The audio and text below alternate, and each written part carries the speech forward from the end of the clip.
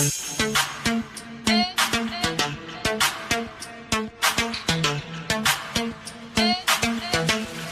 a pattern for the last 2 years or so. Once these girls they say my fiance, it's a wrap on anything that the dude does is stupid, any kind of abuse, any.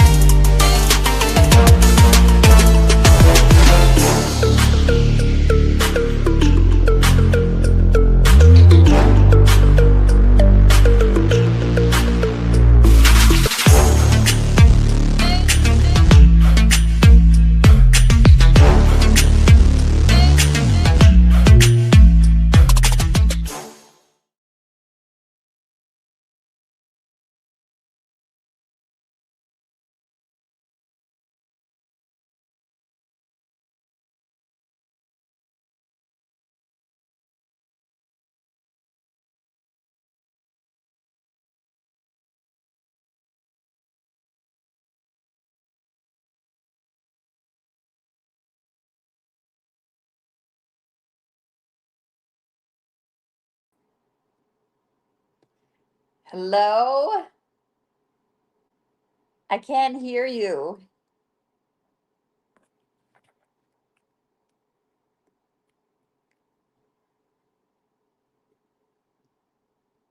I can't hear you. Can you hear me now? Yes. Okay. I have a new microphone, and I'm still trying. I just used it for the first time yesterday because I bought it and used it for a previous show, and it had to go back. It wasn't working at all. So I'm still trying to figure out how to use this one. But anyway, what I had said is welcome to May Dayz second day for 2026, and then our guest was here early, so I wanted to get her on, and this is her. This is Angela, and she's going to talk to you guys about boundaries, why they are important. So, Angela, why don't you take a minute and introduce yourself to everybody? Well, thank you, Deb, for having me on your show. I have been doing this work for 26 years, helping people of all walks of life just step into their highest version of self, mind, body, and spirit. I am a life coach. I've written 2 best-selling books about my journey into health and healing and transformation, and what I learned about relationships and how that brought me to who I am today. Excellent. Well, we're already, boundaries are one of the, I'd say it's one of the, well, it may be the top issue that we have on this column. And I've been, like you, been doing this for many, many years. I started when I was like really young, and now I'm really old. And it's been more like 33 years I've been doing this. So you see patterns over a period of time. And to me, it seems like even though the internet and social media has brought us a lot of really interesting things and expose us to a lot of things that we would never have learned or seen before. The flip side of that is that people, especially for young girls, it seems to have such a negative impact on their self-esteem and their ability to really have a strong sense of themselves. So I'm very excited to hear from your perspective on what's going on and what we can do from this side to help them out. So you can take it away.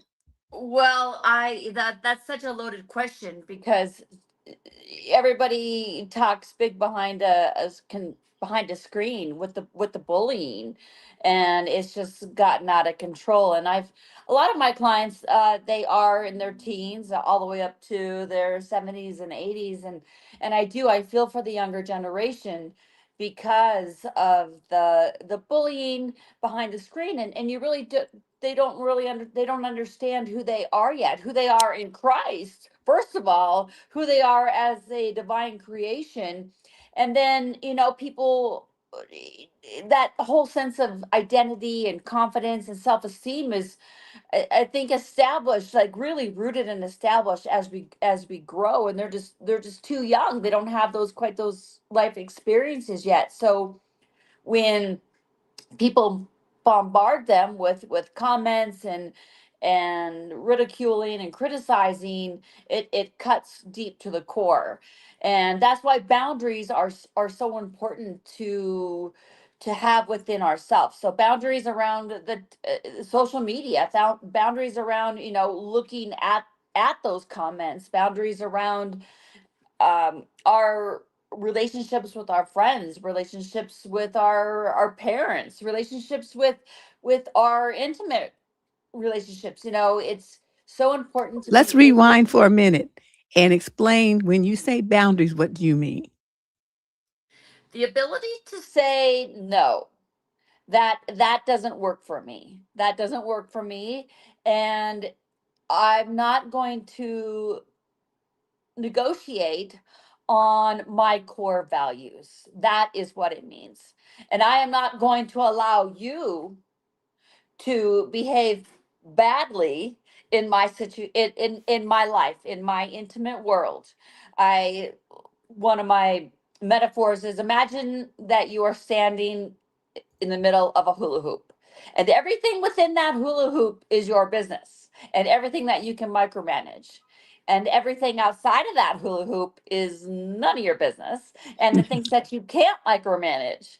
So if you're going to step into my hula hoop, and I'm going to allow you to be in this space, you're going to behave yourself and respect me, who I am as a woman, a, as somebody that has feelings and emotions, and what's important to me, my values, and how I live this life. And our environment is so vital to our success, because we become the people that we surround ourselves with.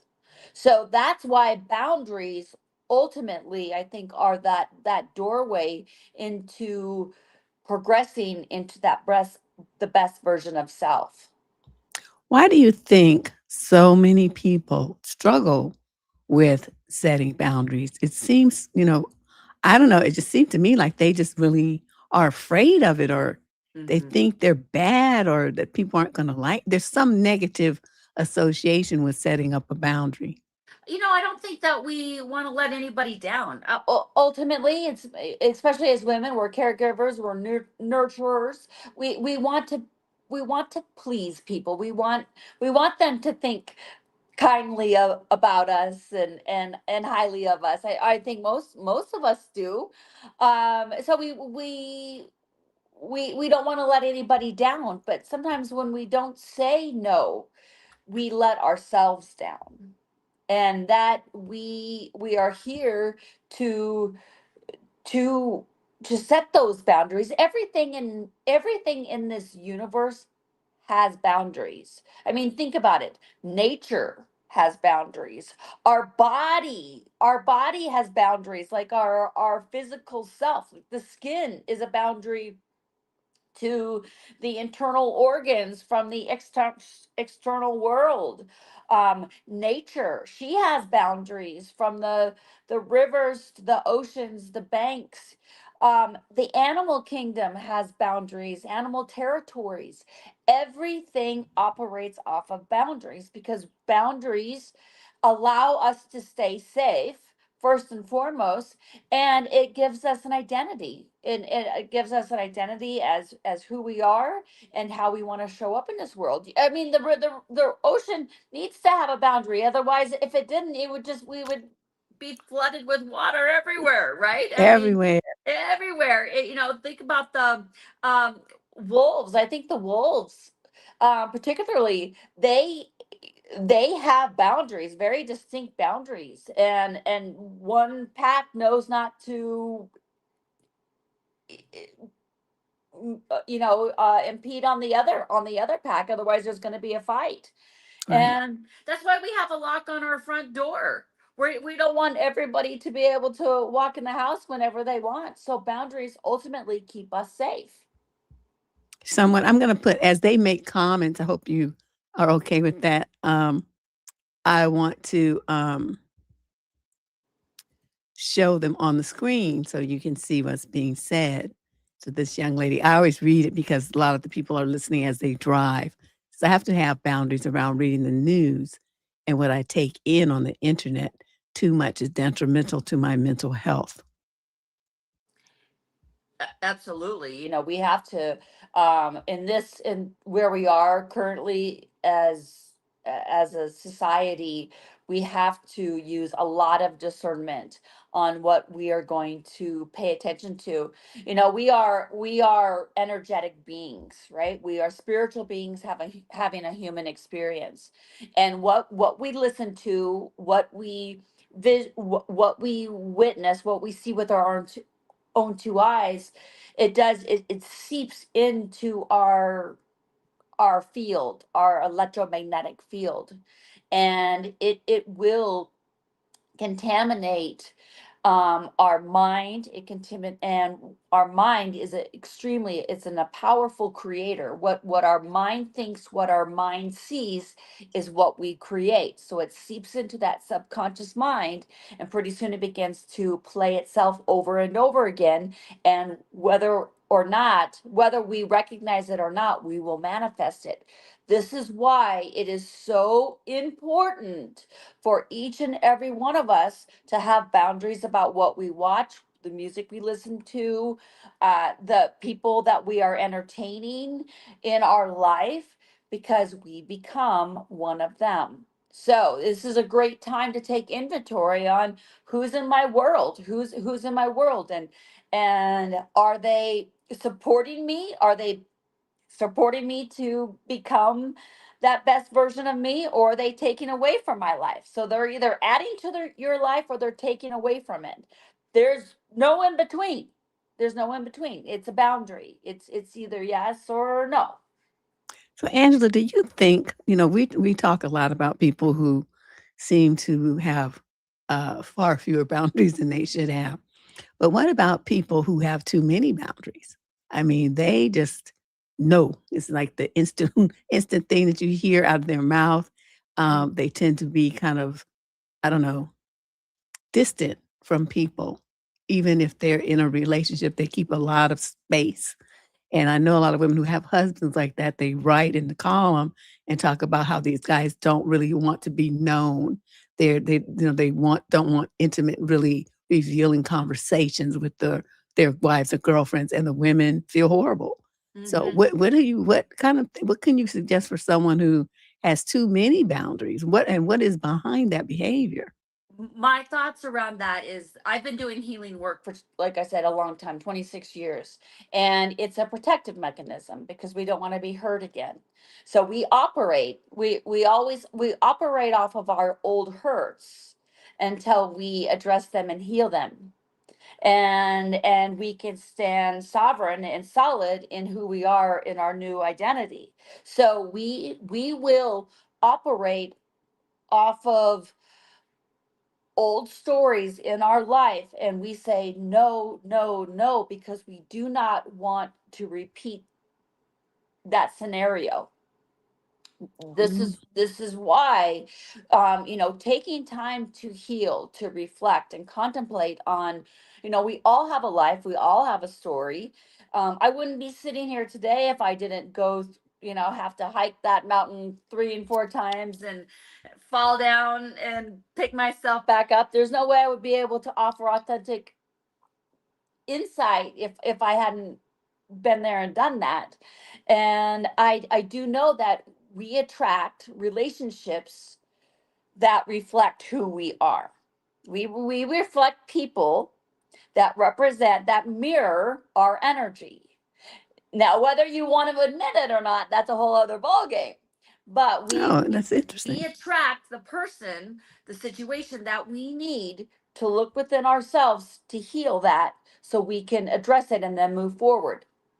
And it's amazing once you recognize the role that you're playing, and why you attracted that person and what lesson you're learning, all of a sudden something clicks and you can go, oh my goodness, there's my spiritual growth. This is what the universe is bringing me. This is the lesson that I need to learn right now in order to cultivate inner power, confidence, and wisdom and courage. So every person, seriously, in your life is your teacher, and they're representing something about you where we need to grow and transform and heal to grow in our consciousness. Hopefully that made sense. It does. Okay, so say somebody needs to get on this path to, learn how to create boundaries for others in their life. But they struggle with it. Do you have any tips for maybe like a baby 12-step program? Yeah, a baby step program.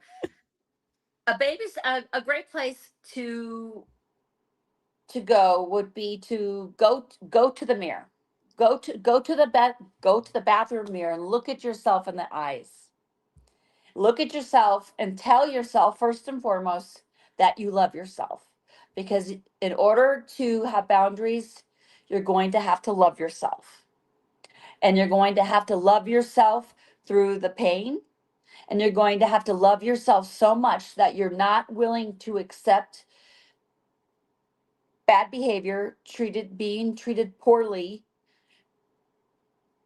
by anybody in life. You're going to have to, in order to do that, you will have to understand why you allow that narcissism, sociopathic energy into your space.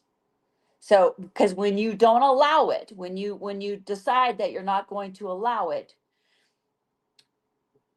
well, first of all, you will attract it because you're going to have to attract it so you can stand up in a rooted deeply in your faith in God and say that is not allowed in my life, and I will not allow that. I will now not allow that behavior by you or by anyone else. And you're going to get a lot of pushback. Believe me, you'll get a ton of pushback. But what that does is it builds and cultivates self esteem. And now you finally stood up for yourself. And probably a lot of your listeners are women. You finally stood up for that little girl, that inner child, that part of you that needed to hear that she is worthy, that she is loved, and it's okay for her to have a voice.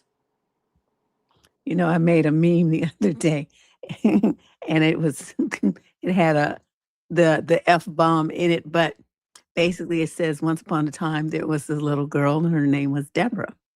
And then she grew up and she gave no F's, not a single one ever, the end. It's true. I think the older that we become, the less F's we give. It's just like I don't. I'm not tolerating that. I don't want that. And once you really, I think, hone your intuitive skills and tap into that inner voice. That inner voice will tell you before you get there, don't do that. Don't do that. And then once you get to that situation, then you're going to have to stand firm and say, nope, and turn around and put up a strong boundary and walk away. But people, a lot of people, they don't like that. They want control. We don't want to, I think we don't want to admit it, but as soon as you get into a relationship, everyone kind of wants to get that level up a little bit and maybe get that extra little edge over that other person. And they want to control where you go, what you eat, how you spend your time.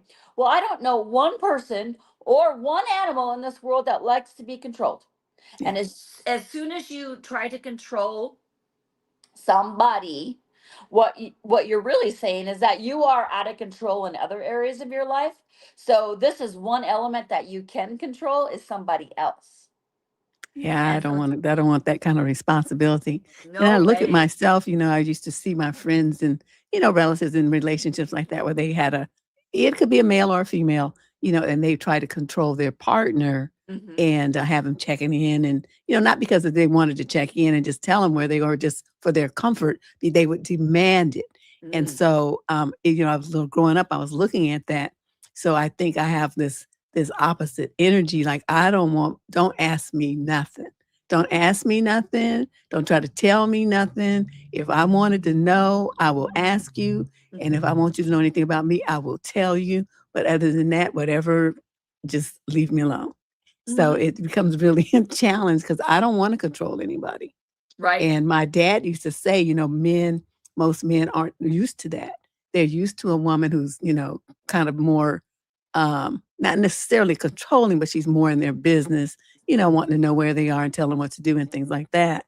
And I just could not do it. And I think it created some problems for me in some relationships because they felt like I didn't care, which I probably didn't. But, I did, but not the way that they wanted me to. Mhm. And that's another problem because my boundaries were around myself and not to try to do anything about what I felt was a grown man. You handle your business and I'm gonna handle mine.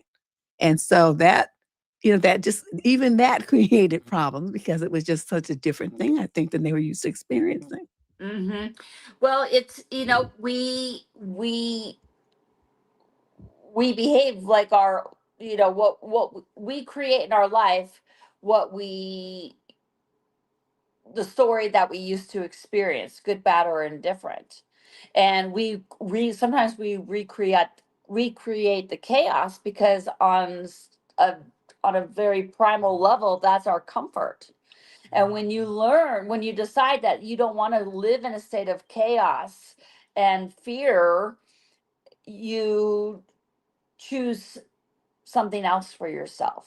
And that entails choosing people that support you in this life. So it's a developmental process. It's a you have to develop emotionally, spiritually, mentally, physically. It's We have a whole body, and we are, as I said in the beginning, we are energetic beings.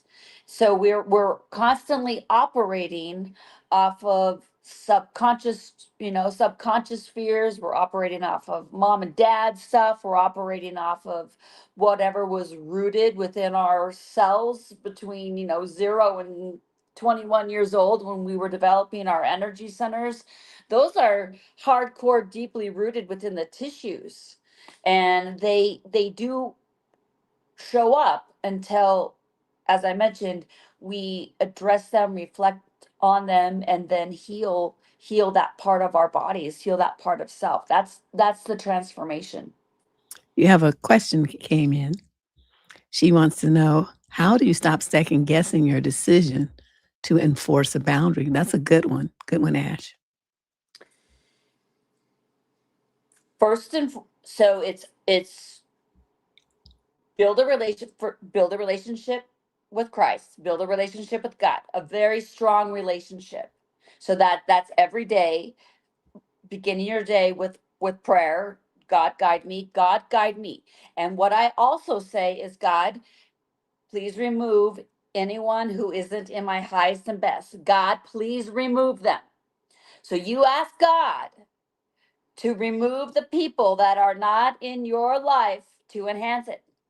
That's you. So you ask God for that protection. So that's what you put up first. You put up that energetic spiritual boundary of divine light around you. Ask God to dictate your steps. And then you begin to pay attention to that gut instinct, because every woman has it. Yep, It's that absolutely. first millisecond of thought that that your intuition knows is right and knows what when it isn't right. And then, if you immediately feel that sense of fear or something that just doesn't align with who you are, your morals, your values, the answer is no. The answer is no. And you don't necessarily need an explanation, because your body knows. So the The body follows the mind. The body follows the mind, but the body is very intuitive. So it's that vehicle that houses the soul. So our body knows intuitively, because it can sense the energy, whether or not we are in a situation that is either flight, get out, or it's safety. And when the body wants to contract and it's like you feel uneasy, the answer is always no. But it's when you don't honor that voice and you make excuses, and it's always, well, yeah, maybe I'm gonna give him an opportunity. Well, what you've just set yourself up for is a heck of a lot of karma, and you've also set yourself up for a life lesson. So just be prepared, because your body probably told you right away, nope, don't do it. But you didn't listen. You didn't say no. So you go to the mirror, like I said, and you tell yourself you love yourself. And from now on, you are going to make decisions that are in your highest and best. Begin your morning with prayer. God, protect me.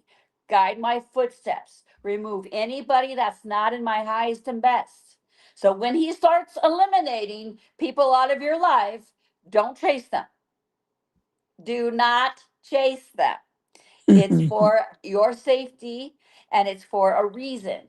And your relationship with God is in alignment. It is powerful. You're rooted in him. You're rooted in verses. You're rooted in that you just trust. And I guarantee you, you will be guided to the right opportunities. And that includes places to live. That includes businesses, that includes relationships. It is a it it's vacations, it's opportunities beyond your imagination. I'm a firm believer in miracles because I've witnessed them. I also lived in a foster home at a very young age. So I grew up not, having to leave my mom, having to steal the car and drive away. I also was a homeless person at one time in my 30s, because God drove me to learn my lessons, because I was in a relationship where I didn't honor my boundaries. And one day, God literally drug me out of the tub, put a towel around my head, a towel around my body, and marched my butt up the stairs. And I looked at my partner at the time, and the words that came out of my mouth were, "I'm leaving." And he said, "Well, where are you going? I've only left you with $10 to your name." And I said, "My soul is worth more than $10." And God literally made me pack my bags, pack my car, and I began to drive down to the park, because I was going to live in the park, because I needed to heal my life from a deep, deep, deep, every cell of my being.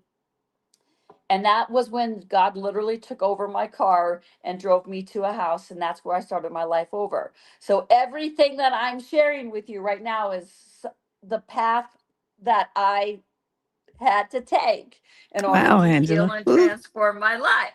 that's So rough. when I say God will guide you, God will protect you, you better believe it. But you also have to set yourself up for that, What and do you then think is I know you kind of inferred that, a lot of the belief about our right to have boundaries and our sense of self are from childhood. So when someone say they're in their teens, early 20s, and they realize they have these holes, what is the best approach to start healing them? Because it just seems like a lot of people, the strength that you had to do that, a lot of people don't seem to have that, and they need some more outside support. So, are you recommending therapy, or I mean, you what's the know first step there? a lot of people don't have access and money. Therapy sometimes takes money, right? It's money and resources. So if you don't have that, YouTube is a great way. So find the people that have walked the path before you, and not I wouldn't say not a lot of the not necessarily new age, but like Wayne Dyer. He's one of the Old great school. old school. I listened to Wayne Dyer day and night. And I applied the things that he said to my life, and he was right. You know, I would read. I would, if I was struggling with anger, if I was struggling with healing, I would Google a Bible verse for strength or healing, and there would be a Bible verse that popped up, and I would read that verse. What it was only like what 4 or 5 sentences, and I would marinate on that, and I would begin to do the little things, and all that stuff is for free. So you can Google. Everybody has access to Google never every day. You have access to a Bible, whether or not you have a hard copy or it's available online. So you get a verse in your head, you you you pray about it, you meditate on it, and you decide that you want to live a good life. You want to live the purpose that God wrote on your heart. And when you decide to connect to that heart purpose, I tell you what, God's going to grab, first of all, he's going to grab you by your hair, and then he's going to say, now you're going to go. And there's going to be quite a few people that fall away from your life, the people that aren't meant to be in your life, because if you align yourself with your divine purpose, the word no is going to be so monumental to your growth. You know, when I was first writing my book, A Charmed Journey, so that was my memoir into personal transformation and understanding why we do what we do.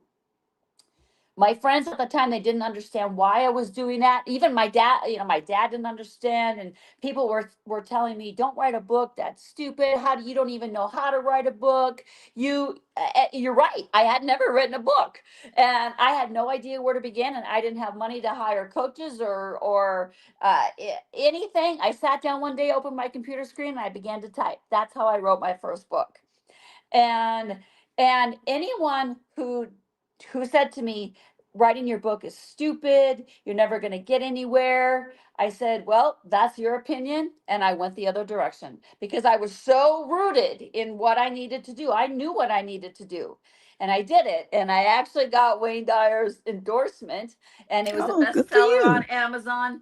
And it wasn't anything, it wasn't tied because I knew him personally. It was all a God given journey. So your everybody's journey is individual. Everybody's got unique gifts and talents, and we also have life lessons we need to learn. So if you grew up in a household with a lot of anger and strife and yelling, I'm going to guess that you probably create that in your own life, because that is subconscious, and that is what is familiar to you. Right. Got And another you comment here. and it's about breaking those patterns. And she says, many years ago, I was healing from an abusive narc and was in an online support group. Oh, I didn't even know they had online support groups. And someone mentioned Deb's videos, and I'm so grateful even all these years later. Oh, that's so sweet. I didn't know that's how you came here, Ash. Wow. Yeah, Yes, she's been around there's for a so long much time. information online these days, and groups that are no charge that I highly recommend. Or if find yourself a like a page to follow on Instagram, or um books to read, and begin somebody that you want to, somebody that you look up to, aspire to be like, and do what they did. And that's why I looked up to Wayne Dyer, because I was like, if he went through this in his life and was able to overcome challenges, I can too. And that's how I ended up here.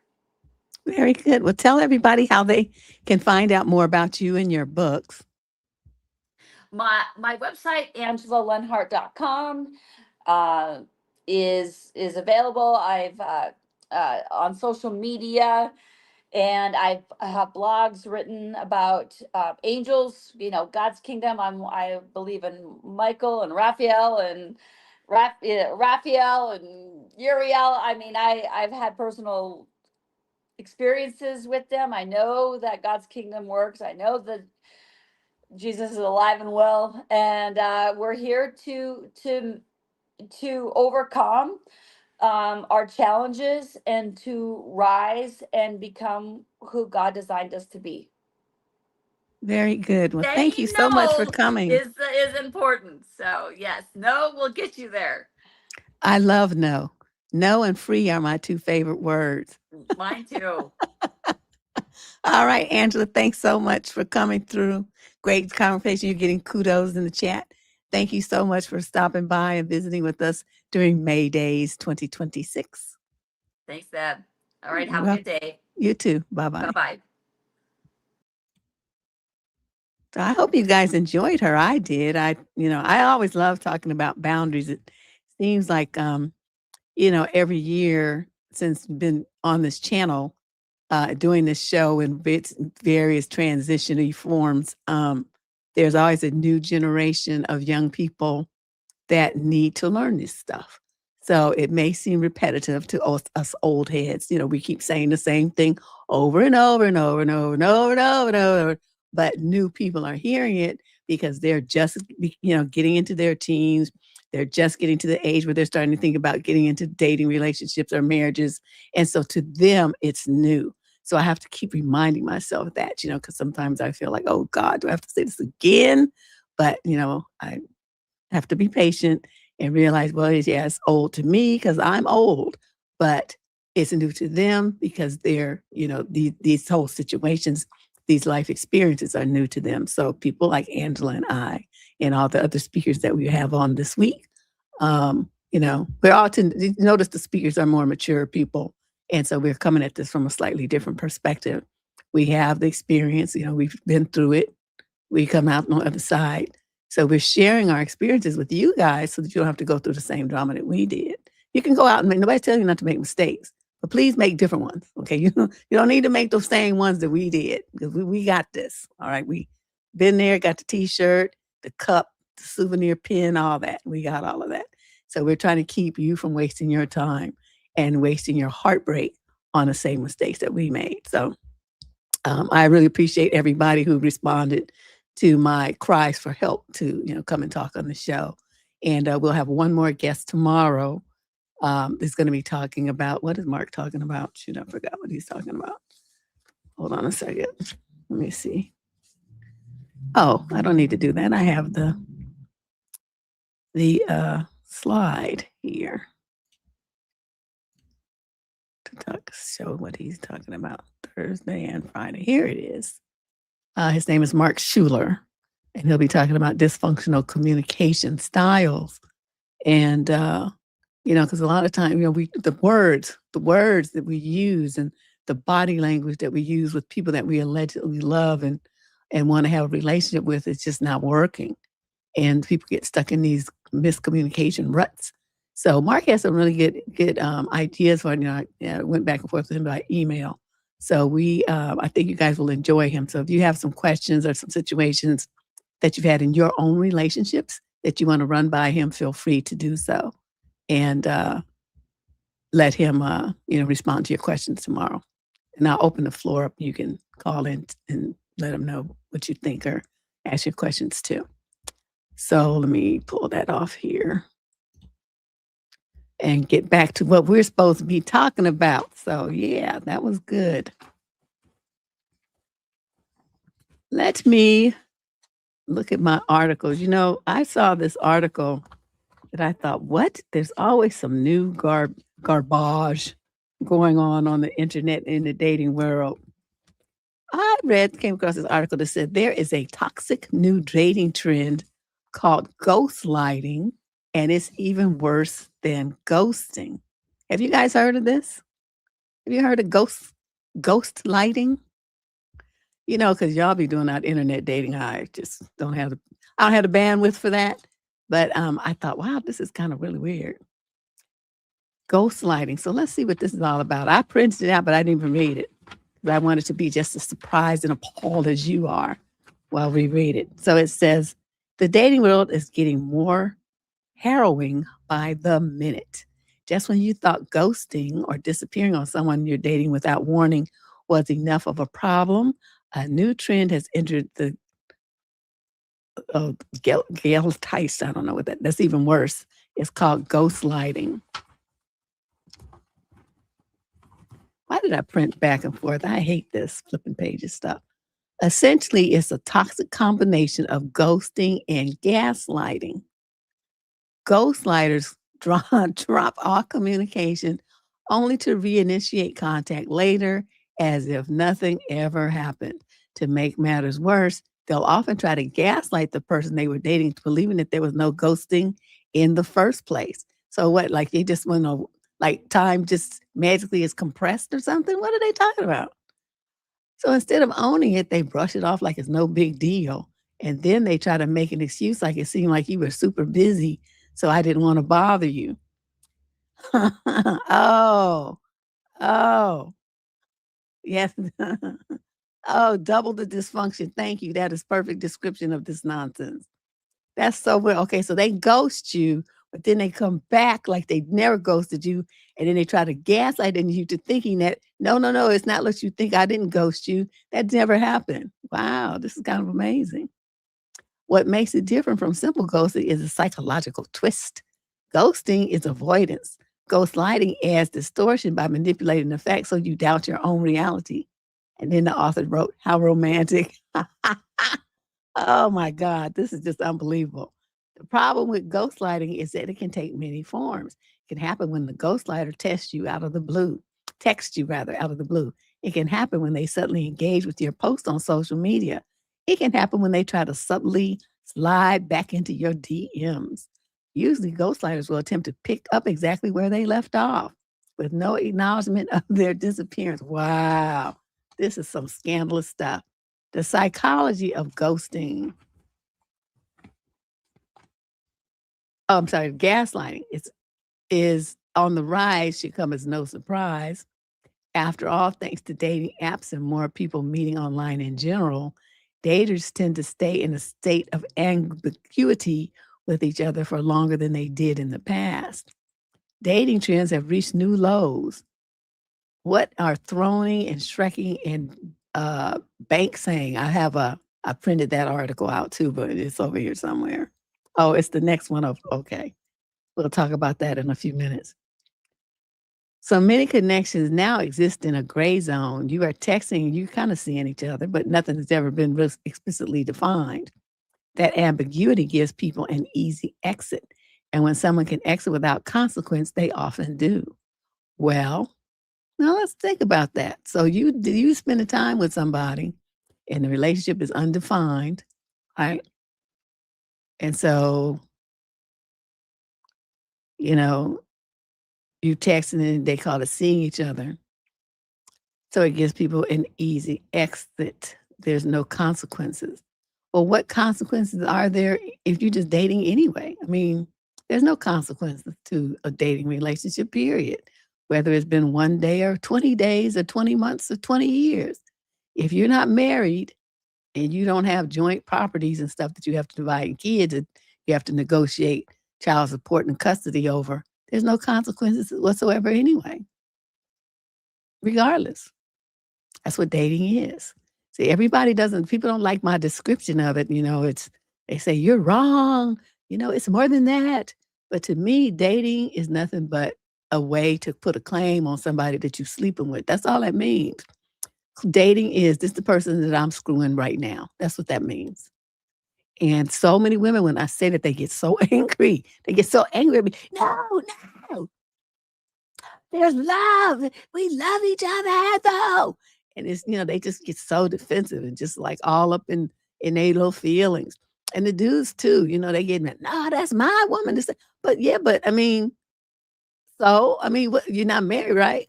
You had no intention of marrying her. And that's why you all been dating for 77 years, right? So what does that mean? That just means that's the person that you put a claim on the screw. That's all that means when you're dating. Unless you take the next step to join forces legally, financially, in your religion, so that's spiritually, and, emotionally, and you take that step to get tied up in marriage, which is like a contract under any religion in any country on this planet, then you just screwing. That's all you're doing. Come on now. I mean, really? I don't know why people don't understand that and think it means more than what it does. So then this person says, this guy, he's a dating coach for men, says the use of ghostlighting means it's all the more important to evaluate potential partners by their actions more than their words. That's always been the way to do it. You don't never pay attention to what they say. Words don't mean nothing. Do they show up? Do they communicate consistently? And if they don't do either of these things, how do they react when you bring up that stuff to them? Ghostlighting. Actions speak louder than words. Yeah, duh. Are you getting ghostlighting? Here's what to do. If you've fallen victim to ghostlighting, it might not be a bad idea to just call Casper out. If you're on the receiving end of ghostlighting, do not smooth it over. If someone resurfaces after disappearing, name it calmly. When you stop responding, I took that as a lack of interest and a lack of communication. Then pause and see how they handle it. Do they acknowledge and take responsibility, or do they deflect and minimize? No, they're going to always deflect and minimize because they're trying to ease their way back into your bed for round 2 of the nonsense. Right? See, because people who are truly interested in you don't ghost you, gaslight, disappear. They don't do that. So the fact that these people are doing that is really all you need to know. You don't need to have a conversation about it. So if they react well, i.e. a genuine apology and a valid explanation for vanishing, then this author says you can consider if they're worth a second chance. But no matter what, don't try to figure out why this person ghostlighted you, or worse yet, blame yourself. If it can drive you crazy to try to psychoanalyze a person and figure out why they did it. What actually helps is not solving the mystery. It's allowing yourself to process the hurt. Acknowledge that it felt dismissive and that it disappointed you, that you wanted something more respectful. The open loop closes not when you figure them out, but when you accept what their behavior showed you and decide what you will and will not tolerate going forward. Wow. And please, if you are the ghostlighter, take some accountability. Be the change you want to see in the dating world. That often starts with high integrity and being open and honest and direct about your feelings. Well, they're not going to do that. That's why they opted to ghost you and disappear in the first place, right? Yeah, Ash, double the dysfunction. That's so perfect. That's exactly what it is. Now let's move on to this. Okay, that other article mentioned some of these terms, these new dating trends: throning, shrekking, and bank saying, in addition to what we just went over, ghostlighting. Okay, so I printed this out. I didn't read any of these things. I just saw them and pressed, print, so I could go over them with you guys so we could all talk about how trifling people are these days. So this says new dating trends and vocabulary have emerged as people grapple with the complexities of modern digital romance. Terms like throning, shrekking, and bank saying and monkey barring describe new behaviors in today's dating landscape. So it's like, okay, remember beige flags and icks and situationships? Well, those terms are so last year. Now daters are having to deal with throning, bank saying, and zip coding. They're also getting monkey barred. And no, that's not as sweet and innocent as it sounds. So then let's see. People are struggling to make sense of their experiences, so they're inventing new words to process them. Yeah, well, as I have a feeling that once we hear this, we'll hear some open ways to talk about it. Old school 80s and 90s words that just basically mean the same thing. Modern dating has gotten complicated. We need new words to describe what's happening to us. So let's see. They compiled this handy guide to all the recent terms. So let's talk about this. What's throning? Looking for your king or queen, be careful. Throning is when you date someone to raise your social status. The goal for throners is to land a partner with clout, so their own image gets a boost by association. What do we always call that? There's a term for that, where you like date up. You date someone with influence, but there's a word for it. I can't think of it right now. It was popular on the internet for a while. They used to give classes on how to do it. So basically, date in the throne is used to elevate the person who's doing the throning. The scenario focuses solely on social influencer status and not on building a real emotional connection. Like the come up, there's a word for it though, where they said women would do it a lot with men, and I just can't think of Ash. You know what I'm talking about? Where's Ash with the translation? What do they call that when people do that kind of come up relationship? My mind went blank. So anyway, the person seems overly focused on your status or social circle and changes their behavior towards you, depending on whether you're in public or private. This can indicate throning. Okay, so there, whatever this term is, I'm trying to think about that's what we're thinking about. I mean, that's an old way of it's an old behavior, but they just put a new word on it. What is shrekking? Shrekking, of all things, someone you're not attracted to in the hopes that this person will treat you better in return. After all, Princess Fiona took a chance on Shrek, that turned out great for her, right? Yeah, but Princess Fiona was kind of on the mug side. Fortunately, when you get Shrek, it means the person that you lowered your standards for still ends up hurting you. In this plot line, you're dating an ogre without the princess treatment. Whoa. Plenty of people have put looks lower on the list or hoped attraction would grow over time, but that in itself isn't necessarily a bad thing. When it backfires, when someone assumes that just because they're dating down in looks, they'll automatically be treated better. My cousin had, she done, we used to run around the club. This was years and years ago. We used to run around the clubs and go to all these different places and stuff. And I remember asking her one time, why you always go for these dudes that have like this certain look? I mean, the guy might not be that good looking, but he still could be nice to you. And so to me, I mean, I don't want to be, repulsed by the guy, don't get me wrong, but how he looks was never the top of my list, but it was for her. And so then she said, well, in her way of thinking, I'll never forget this conversation, as we had been drinking and we was at this club that used to be, I don't know, still in Oakland, called Jimmy's, the Sweet Jimmy's. We was at Sweet Jimmy's, which was like the dregs of society, but we was there. And we had Sweet Jimmy's. And so then she says, well, her thinking is, well, if I get dogged out, at least I could say he was fine. And I'll never forget that conversation as long as I live, because I remember sitting there looking at her blinking, thinking, I don't care what he looks like if I get dogged out. I mean, I care that I got dogged out. So, it was a kind of a different in perspective, but I learned a lot that day. And I've learned that since then that there's a lot of women that think like that. So, okay. So yeah, that's shrekking. Okay. So Banksang derived its name from the elusive street artist Banksy. Never heard of it. Her, whatever, known for art that seemed to pop out of nowhere and often comes with a cryptic twist.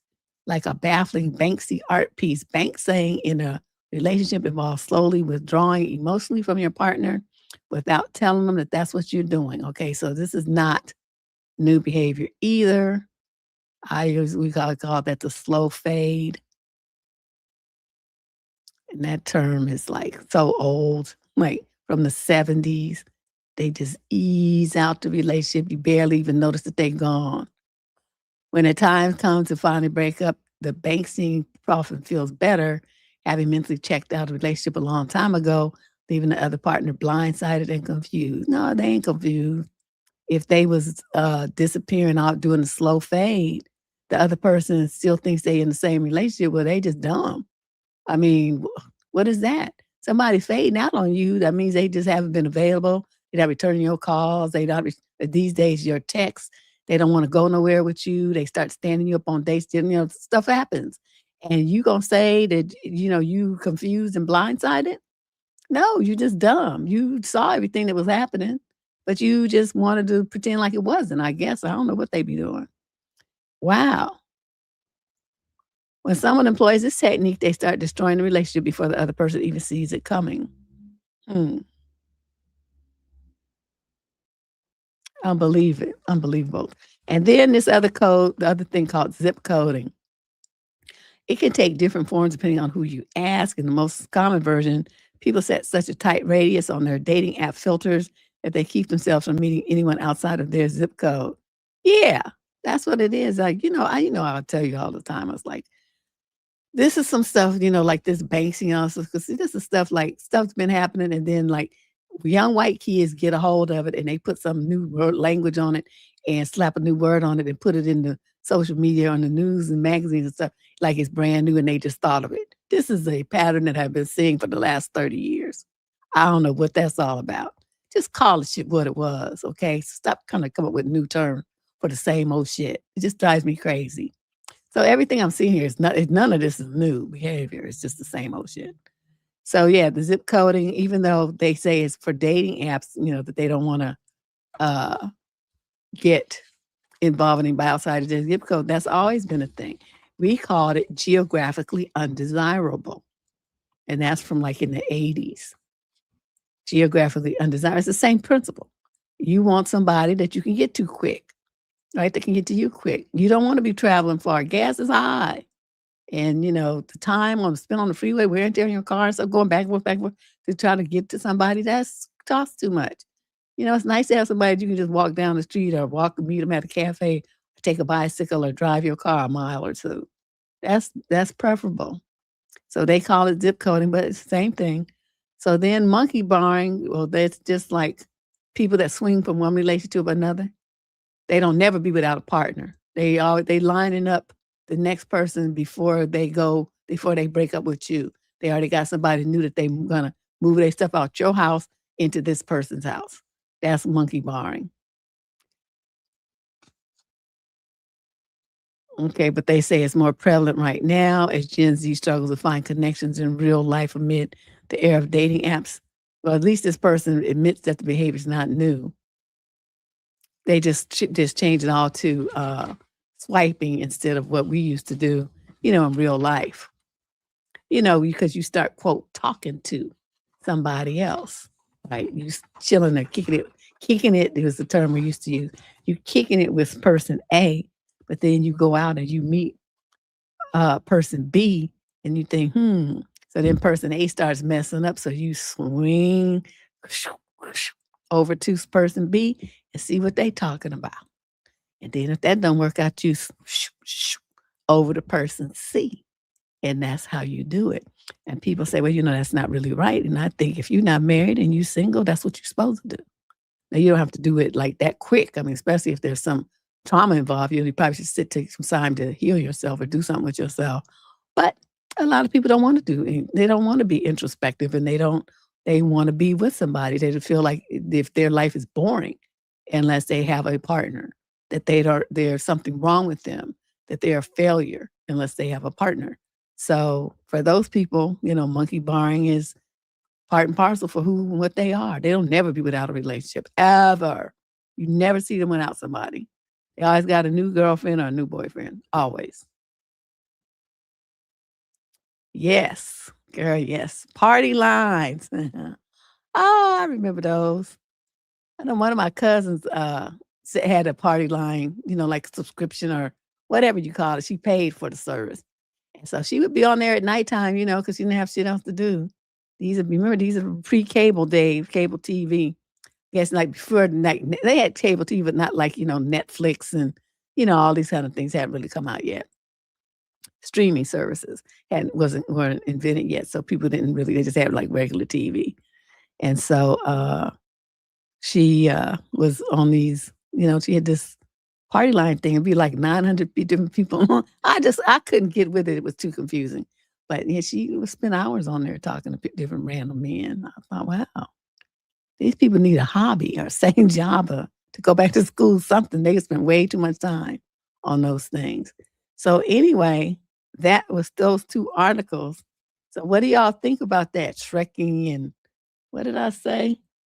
Ghost lighting and all these terms that they done gave the same raggedy behaviors people have been doing for 57 years. Probably longer than that. But it's the same thing I remember hearing about when I was growing up. So none of this is new. It's just interesting. So anyway, let's go on. We need to do some more advice letters. That's what we need to do. And those of you, because this programming here is gonna last.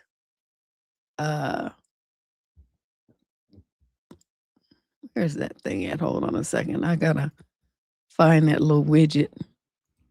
Here it is. if you want to submit an advice question for an upcoming column, you just scan that QR code there, and it will take you to the advice submission form, and you can just submit your question. That's easier. Or you navigate to depthstourism.com, which you see at the bottom of the screen there, and fill out the form that way. So either way, the scan way is easy because it takes you right there. You don't have to type nothing. Just start filling in your question. So let's see, where did I leave off? I left off right here. Question 19. This female's 35 to 42 from San Rafael, California. Summary issue: I'm catching flack for giving my niece a much better life than her step siblings. At 40, I've been pretty lucky. I joined a tech startup very early out of college that turned out to be a unicorn, greater than 1 billion valuation. It was sold several years ago, and while I'm no billionaire, it's allowed me to live a very comfortable life. I have a small, close-knit family, and I'm happy to share my good fortune with them. Ooh, can I be one of your relatives? A billionaire. That's what I'm saying. That's what I'm talking about. What to do for dinner? I bet you do. We both do. Actually, I have some leftovers in my refrigerator. That's what I'm gonna have. Okay, she's happy to share her good fortune. I have an older brother who's 50. He has a daughter, Angela, who's 14, with an ex-partner. Angela lives most of the time with her mom, but spends the weekends and half the summer with her daddy. I'm especially close with Angela since I only have sons, and they love their little cousin and vice versa. Angela would frequently babysit to be a mother's helper, make bottles, burp the baby, help in the kitchen, etc. when she was younger. And before my startup's acquisition, my husband and I made enough that we paid for her private school, about $60K a year, and would take her on trips to Disneyland and vacations with us, usually skiing in the spring, and then a couple of weeks in Mexico and Hawaii in the summer. But when our lifestyle upgraded, so did hers. We set up a trust fund for her, enough for college and master's and a PhD, and down payment on a house here in the Bay Area. Ooh, so she's set. We bought vacation homes and took several international vacations a year on business class. Her parents have been nothing but supportive and grateful. The problem is, around 5 years ago, her mom, Darlene, met Justin, who had 2 kids that he has 50-50 custody of. Carolyn, who's 16, and Christian, who's 13. So your niece is 14, Christian 13, and Carolyn is 16. Got it. Both Darlene and Justin work as servers and have a hard time making ends meet. They recently got married and moved in together, and Carolyn and Christian are starting to get upset and jealous that their stepsister lives a much better life. They go to public school. They go to Disney once a year if they're lucky, and maybe a trip to Vegas or to visit their grandma in Florida during the summer. This upset Justin has led to fights with Darlene. The kids are fighting too. Darlene brought this up to me now. Darlene is the little girl's mama. Hesitantly, but she said that she promised Justin, that's the ex-husband, the little girl's daddy, that she'd at least ask me to consider paying for private school to keep things even and try to make things even between the kids with gifts and trips. Darlene is on my side, but said she knows it's not my responsibility at all, but she promised Justin that she'd at least talk to me, and he said I'd be pretty cold and somewhat of a jerk, though I think he used stronger language knowing him, to treat siblings so differently. But my husband and I disagree. I barely know those kids. What to do? What do I say? You say, I have that my niece is my niece by blood, and those other 2 kids are his new wife's kids. They might mean something to him, but they don't mean shit to me. And that's what I would tell him and his wife. And if them kids got in my face, well, this is what I tell them too. Now, see, people be like, well, they're kids. You shouldn't be cold to them. Oh, no, yes, you are. Because one thing you should know, your parents are supposed to teach you that. You don't get everything everybody else gets. Angela got me for her auntie because I'm related to Angela by blood. You all, if yo Justin, her daddy, divorced your mama and y'all moved out tomorrow, would have nothing to do with me ever again in the rest of your life. And that's how that works when you're not related to somebody. So, you could like compromise and maybe give them some nice Christmas presents or something like that. But it's like, it's not my responsibility to put your kids through private school and to take them on expensive trips. That's not my job. You think you're going to come up on my money because you married Justin's ass? I'm not related to him either. The only one I'm related to is Angela. And that's the only one that's going to be in my pocket and that I'm going to set up for life. It's not going to be nothing, nobody else. And that's all you have to tell them. And you only have to tell them at one time. Now, if that becomes a problem and they don't like it, then you're going to tell Darlene to go back to court and get 100% custody of Angela, because the environment that she's in with Christian and whoever the kid boy, what the boy's name was, and the new wife is hostile, and it's going to affect her health, physical and mental health. That's what you do, Auntie. And you don't even have to tell Darlene to say, Darlene, this is what we're going to do, because I can see that Angela is affecting her and her self-esteem is taking a hit, and they mistreat her. That's not the environment that she should be in. She's not she should never have to fight about what her aunt does for her. It's not their business. And that's what that's what I would tell them. I would go over there and politely on their door when I dropped Angela off or whatever, or go over there with the mama and Angela and say, we need to have a conversation, and bring all them people into the room and say, look here, this is how this goes. Now, I'm sorry y'all don't have, your relatives don't have money, but it's not my business. Because he could have married somebody else that had money, and they would be able to go on the trips and stuff like that. But he chose to marry you, somebody who's broke. And you got kids, where's their daddy? Why is he chipping in some money for them? Don't ask me for shit. I don't have nothing to do with you and your kids. And then I would get up and walk out the door. You know what I mean?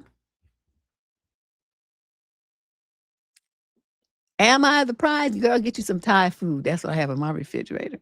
I ordered 2 things since I was door dashing. I ordered enough for 2 meals. Actually 3. All at one time. And I just stuck it in the refrigerator. Because my daughter's not here, so I'm by myself. So yesterday I ate the green curry. And then for lunch, I had the pad thai. Well, part of it. And then tonight I'm having my basil rice. And then maybe a little bit of the pie tea. I'll probably say that till tomorrow. So really it'll be like 4 meals. Yeah, that's what I'm doing because I don't feel like cooking. She's not here. Yeah, see, this is it. This be the answer right here. Well, the only reason that they love it, they want to do it because she's doing it. And, they feel she's going like for weeks, it sound like, for these long trips during the summer and, during the school breaks and stuff. And they're envious because they only get to go to Disneyland, every once in a while because their parents are broke, but that's not her problem. That's not Auntie's problem. That you an adult and you working as a server and you got all these kids. I mean, take your ass back to school, do something with yourself so that you get a better job. You know what I mean? That's on you as a parent to upgrade your situation. That's not for some other person that you're not even related to step in and make life better for your kids. You tripping. So I would tell her mother, to mama, bitch, you out your mind. But me, I'm not known to be the most polite person in the world. So let's move on. Question number 20. This young man's 18 to 21 out of Nashville. Was I wrong for moving out of my parents' house where I was paying rent without any notice when I was told to give up my room yet again? I'm 18 and have 3 younger brothers, 16, 13, and 12. Our parents have always been a little harder on me than them, and I know that can be normal sometimes. Yep, when you're oldest, you catch hell. But something that's always driven me crazy is when they were hosting people from my dad's side of the family, I would be the only one asked to give up my room for them. People from my dad's family stay over a lot too. So there are a lot of times I had to sleep on the couch for them. Sometimes I didn't even get much notice. My brothers never had to give up their rooms. In fact, if they were more than usual, my parents would add blow-up beds to my room for them, and the guest room would get a mattress or 2, depending on the situation. It always bothered me, and I spoke to my parents about it several times. I thought we had a breakthrough last year, and they told me they had not wanted me to feel that way and that they would do better. After I turned 18 and started working full time, I started paying rent. One of the agreements we came up with was they're no more making me give up my room. I told them since I was paying for that room now, the least they could do was respect that. This was never formally implemented. It was all just between family. But what happened? A bunch of family visited a month ago, and my parents told me to give up my room for them to have space. When I tried to stand my ground and also talk to them about it, they told me it was their decision because it was their house. Instead of accepting it, I called my grandparents on my mom's side and asked if they had room for me, and they were okay with me moving in. They said yes immediately, and they came over to pick me up and move me in. Oh, they wanted you there. That's good. My parents thought it was a joke until they saw my stuff being brought out to my grandparents' car. My parents told me I couldn't just leave and I was paying them rent, so I needed to give them real notice. I told them if I was kicked out of the space I was renting, then I was just going to leave. Ever since, my parents have been telling me to move back in, and they said it was childish to move out in such an overly dramatic way. They told me I left the family members who were visiting feeling awkward and like they were intruding. They were intruding. Then he, then he wrote, "These people are crazy. I'm going to say this, you did exactly the right thing. You paying for that room and they're going to kick you out to bring in some people that's going to be in there for free. There's a marked lack of respect. And be sure when you tell them that, no, you did not respect the fact that I'm basically a tenant. I'm paying for that space. And you, at any time that you wanted to, are just going to take the space that I'm paying for away from me and put some people that don't even live here and that have their own house, and you're going to put me out and make me uncomfortable. I have to go to work the next day, but I have to sleep on the couch? No. Why don't they just go stay in a hotel somewhere? I put all of them on air mattresses in the living room since they're the ones that want to just come and shack up at somebody's house all the time. That I should never be inconvenienced since I'm paying for my space, ever. That is like, I mean, even if you were like, it was like you were in an apartment somewhere, I'd like to see a landlord say, you got to get out because I have relatives coming and they need to stay in your apartment. I mean, where they do that at? Actually, I did have a lady ask me that one time. And she did, but it was a duplex I was renting. And she had some relatives coming for the weekend. And she asked, so what I got was a whole month free rent. And I was on the inconvenience for like Friday night, Saturday night, and part of Sunday. So Sunday night I was back in my place.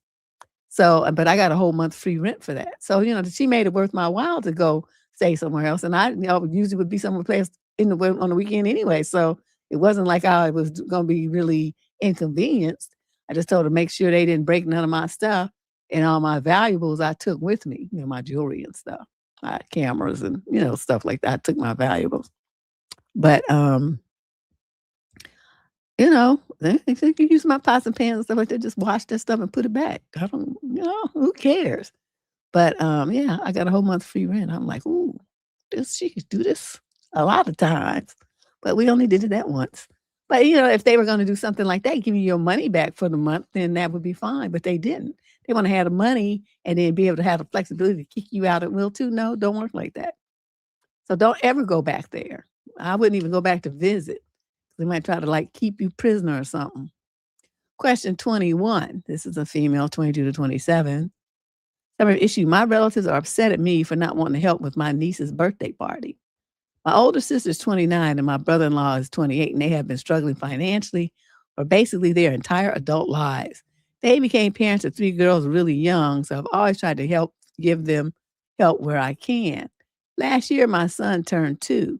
We had his birthday party about 2 weeks early because his actual birthday is usually too cold for outdoor stuff where we live, which is blank there.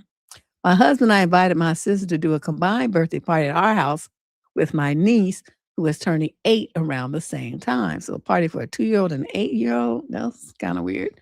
Because money was tight and because they were stressing about costs constantly, I ended up paying for basically everything for my niece's side too. Decorations, food, cake, etc.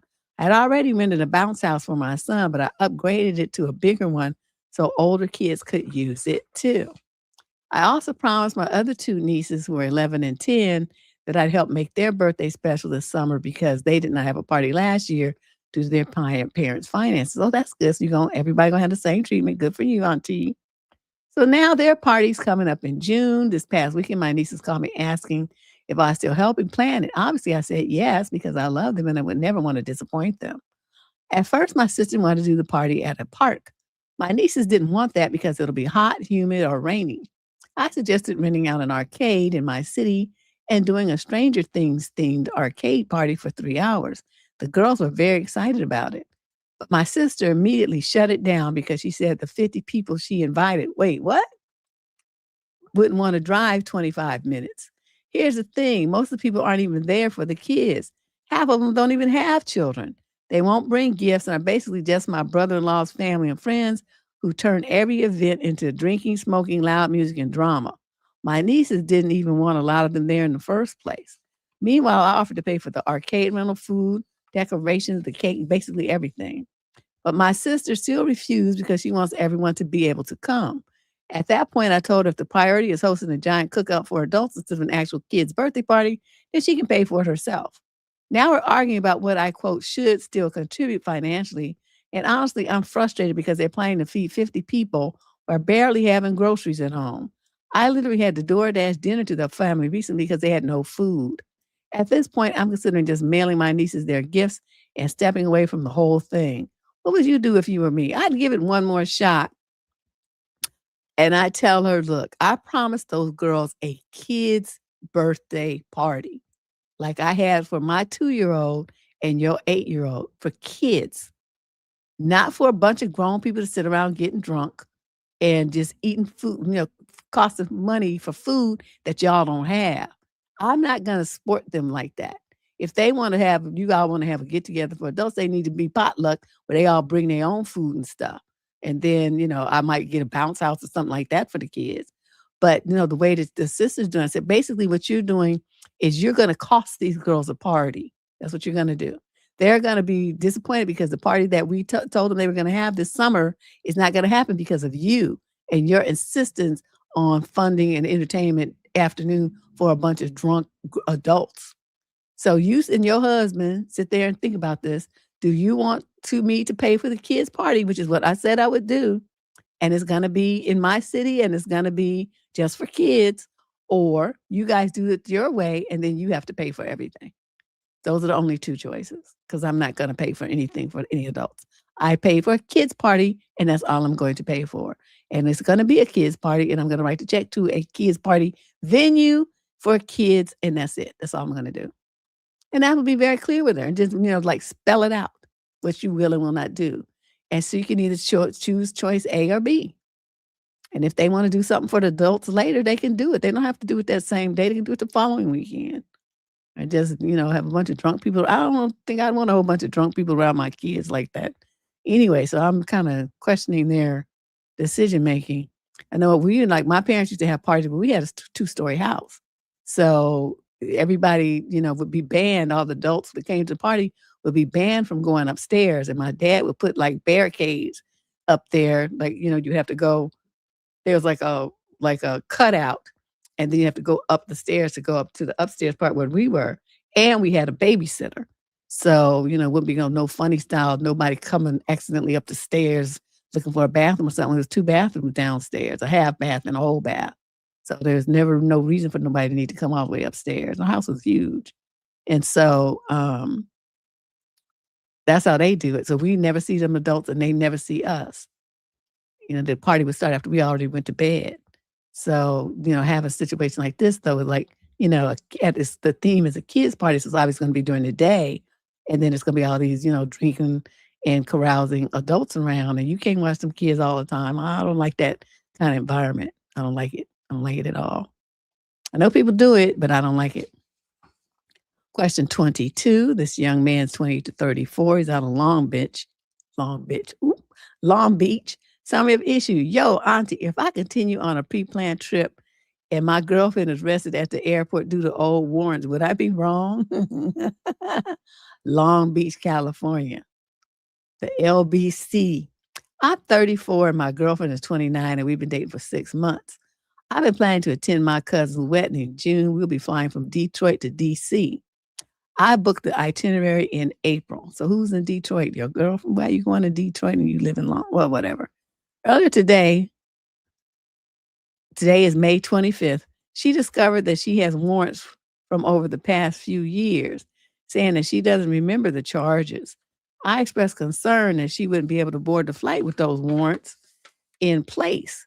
She expressed that she would get the warrants taken care of before the trip next month. Hold on a second. She then asked if I would continue to board the flight if she were to be arrested at the airport. I responded that I would continue to board the flight as it is her responsibility as an adult to have things in place, and we are not a married couple. Am I wrong? Nope, not at all. I hope she paid for her own trip because she about to get arrested. That ticket gonna be just useless because they gonna put the bracelets on her and cart her off, and they don't get the airline's gonna be like, that's not our fault. Sucks for you. We just got some free money. And then they're gonna resell that seat by bringing somebody who's on standby, so they get a twofer. So I hope she paid for her own ticket. So otherwise, you just gonna be asked out of that money.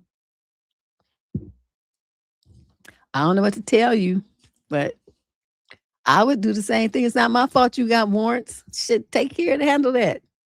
How you gonna let something go to a warrant? I mean, you really wasn't handling your business. That's unheard, because there's no excuse. I mean, if you don't have the money to pay it all the time, you could go down to the court and ask for, payments.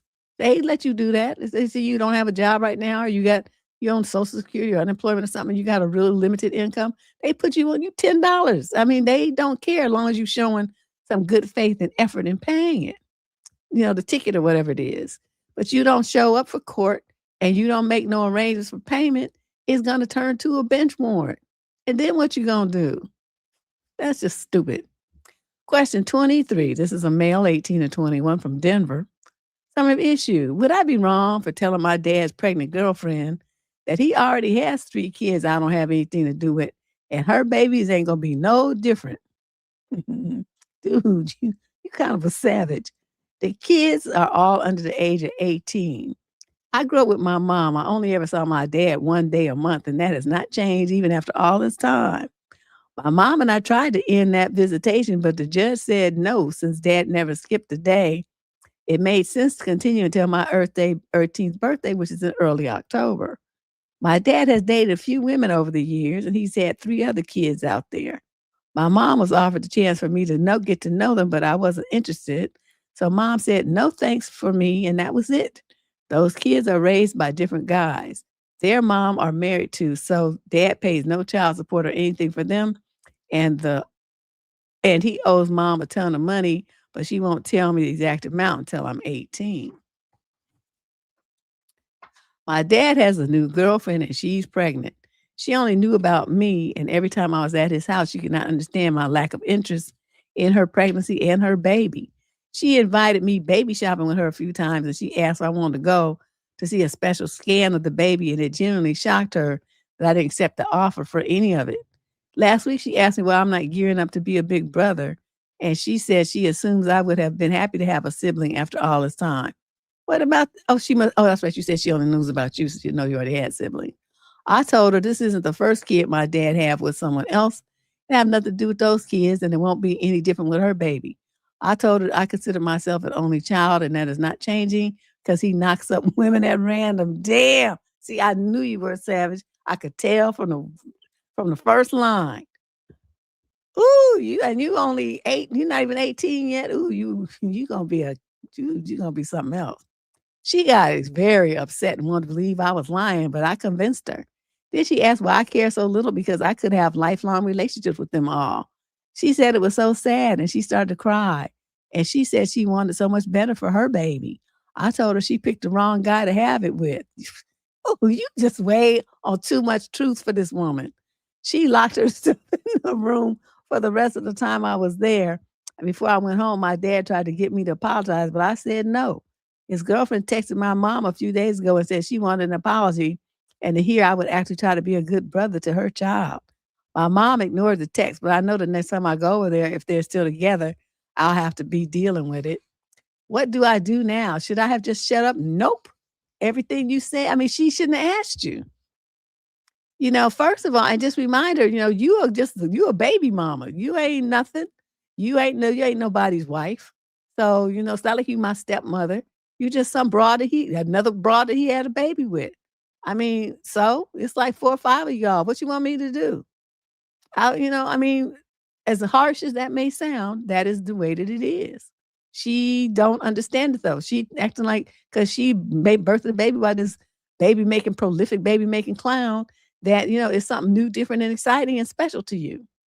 And to ask you to go see an ultrasound, what teenage boy want to see that unless it's like his mother? His mother. And they're married and they're like, close. Because even if they not, it could be a son, but they're not that close, he's still not going to want to see it. He'll see it when she bring the little picture home. That don't mean he want to go in there while she getting the thing slid all over her belly and watch all that. That's just teenage boys don't like. I wouldn't even think to ask him if he want to do that. If he asked me, I would probably say okay. But I would even ask my son, "Do you want to go see them make a picture of your baby that's in my belly?" That's some shit he could save and see that when he has a wife and it's his kid. You know what I mean? There's just certain things people just are just crossing all kind of boundaries. It really don't make too much sense to me. So, but she gonna lock herself in the bathroom, being all dramatic in her room, being all dramatic. I don't even know what to say. I think you did very well, and I like your style. I like the fact that you don't mince words and you stand up for yourself. You have very strong boundaries. You're like a mini me. So that's why I'm laughing so hard. Some shit I would say to people when I was your age. Wow. Question 24. I have 85 questions. So we're going to see how many I do today. How many I do today versus how many I do, plus with tomorrow too. So, because I'm going to be here. Let's see, it's only 4:30. I have another 2.5 hours to go. How y'all like the sound of my new microphone? I kind of have to remember that I need to turn it on though. I keep forgetting I joined the show and I'm just talking and things off. Forgot to turn it on. It doesn't turn on by itself like my other one. So what do you think? So I put in the chat. You like the sign? Thumbs up, thumbs down. Sideways, undecided. Let me know what you think. It sounds good? Okay, good. It should sound good as much as I spent on this little bitch. I always get like, I admit I get cheap microphones.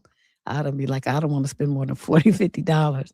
But I went all out, spent on what I got the stand and I got the little adjustable stand and I got the little cover for it and I got the microphone and everything. And it's like almost $400. I didn't want to pay that money.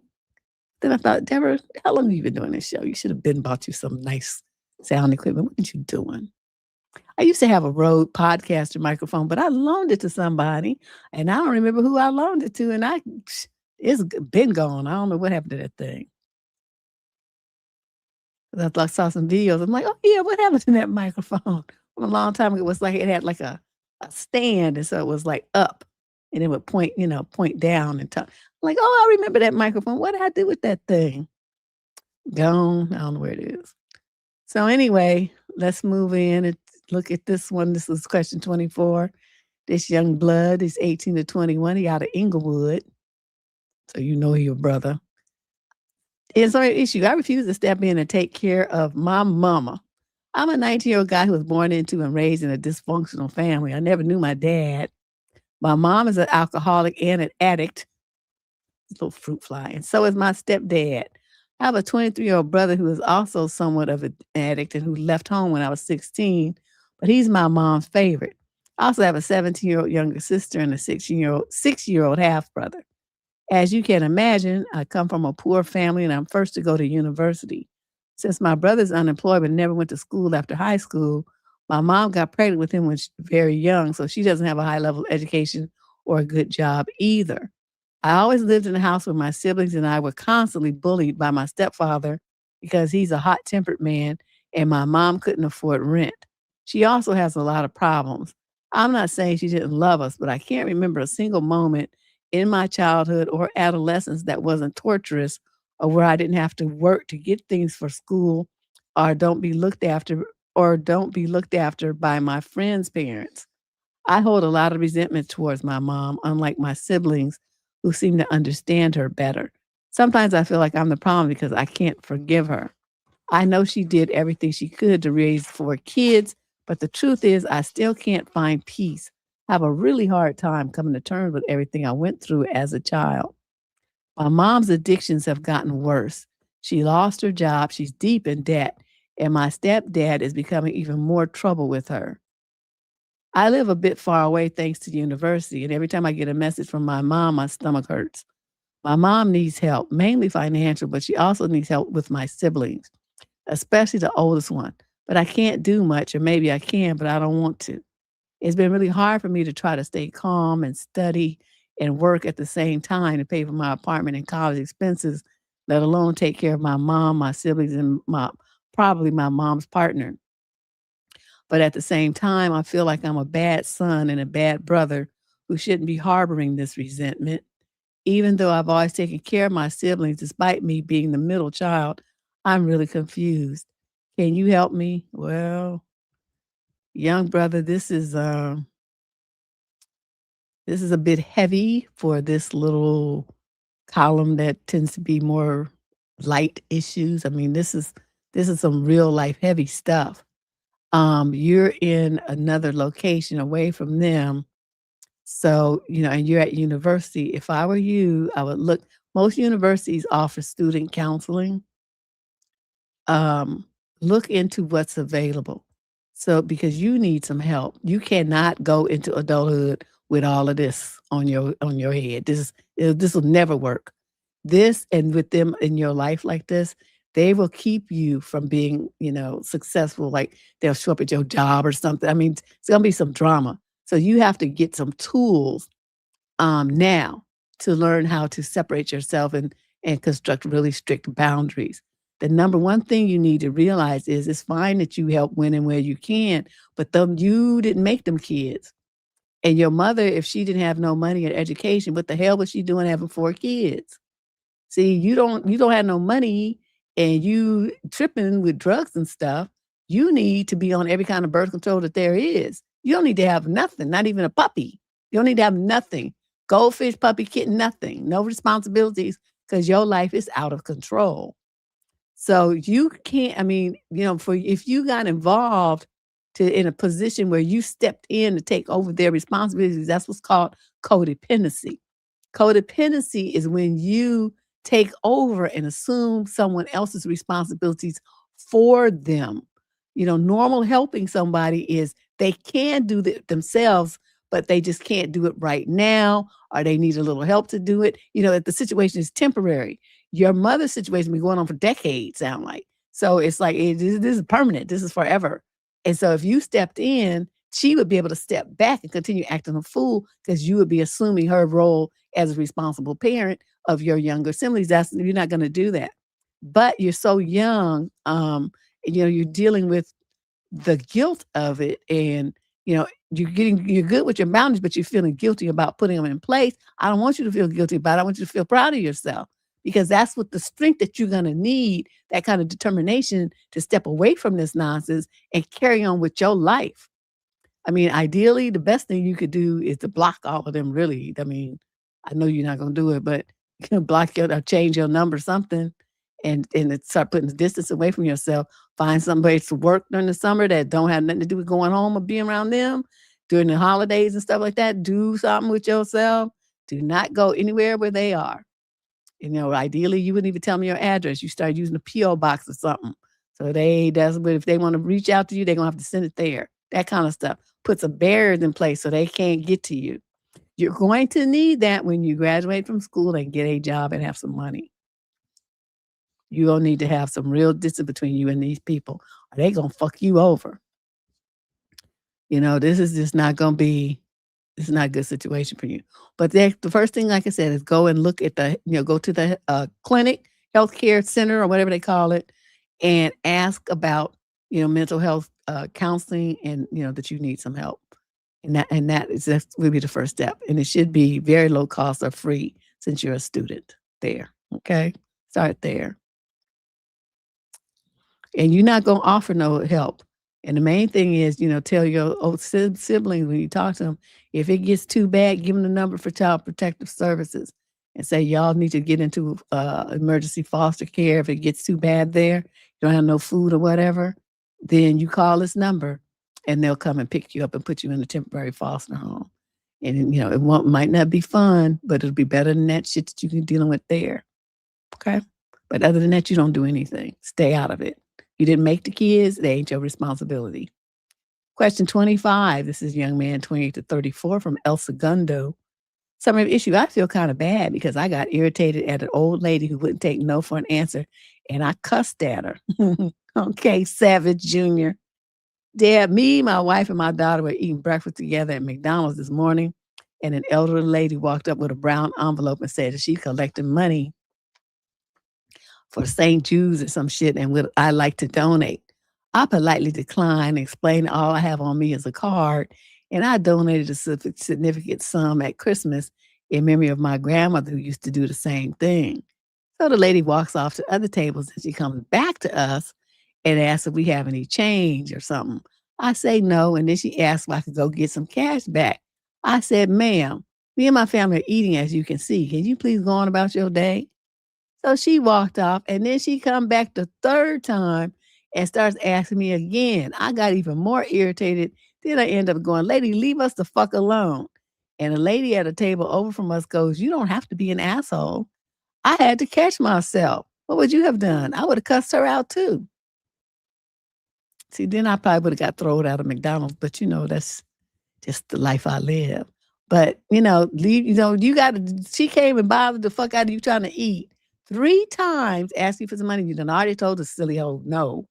So you got to tell her no 3 times. Yeah, that's when you get to leave me the fuck alone, okay? You really should have done it the second time. So then the lady's going to say you didn't have to be an asshole. Then she would have got the fuck you, bitch. You don't tell me what to do with my money. That's my money. I already told this hoe no 3 times. I'm trying to eat my meal here.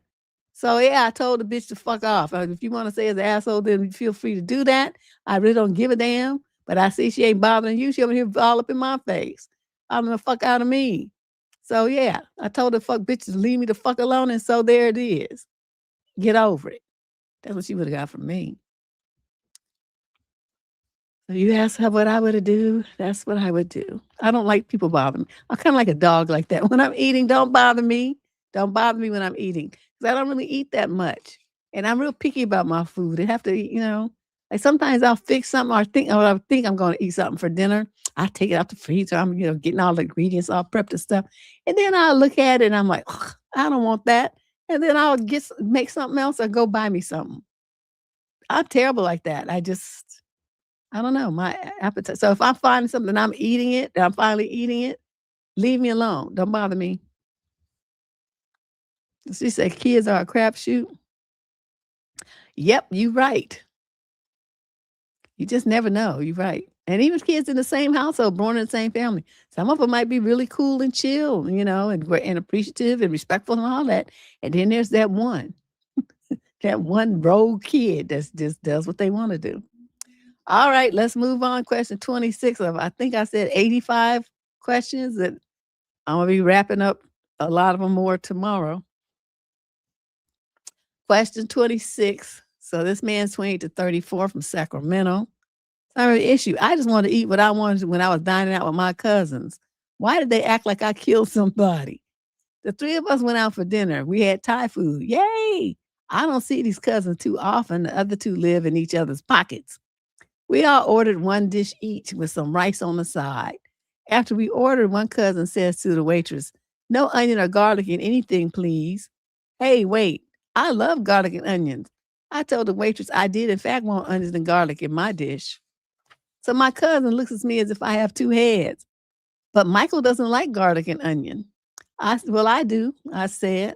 But we always share our dishes. He's welcome to have some of mine, I said. I just got a blank look. The rest of the meal was awkward. Was I wrong? Nope.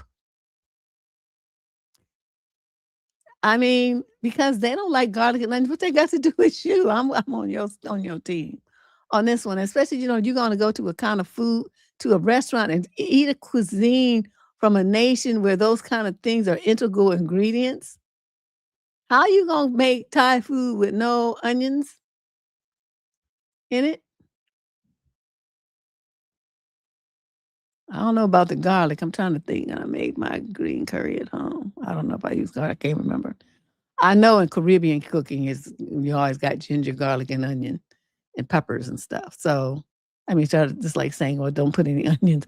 You want making my Jamaican curry. I don't want no onions in it. I don't want no garlic in it. And don't put ginger in it either.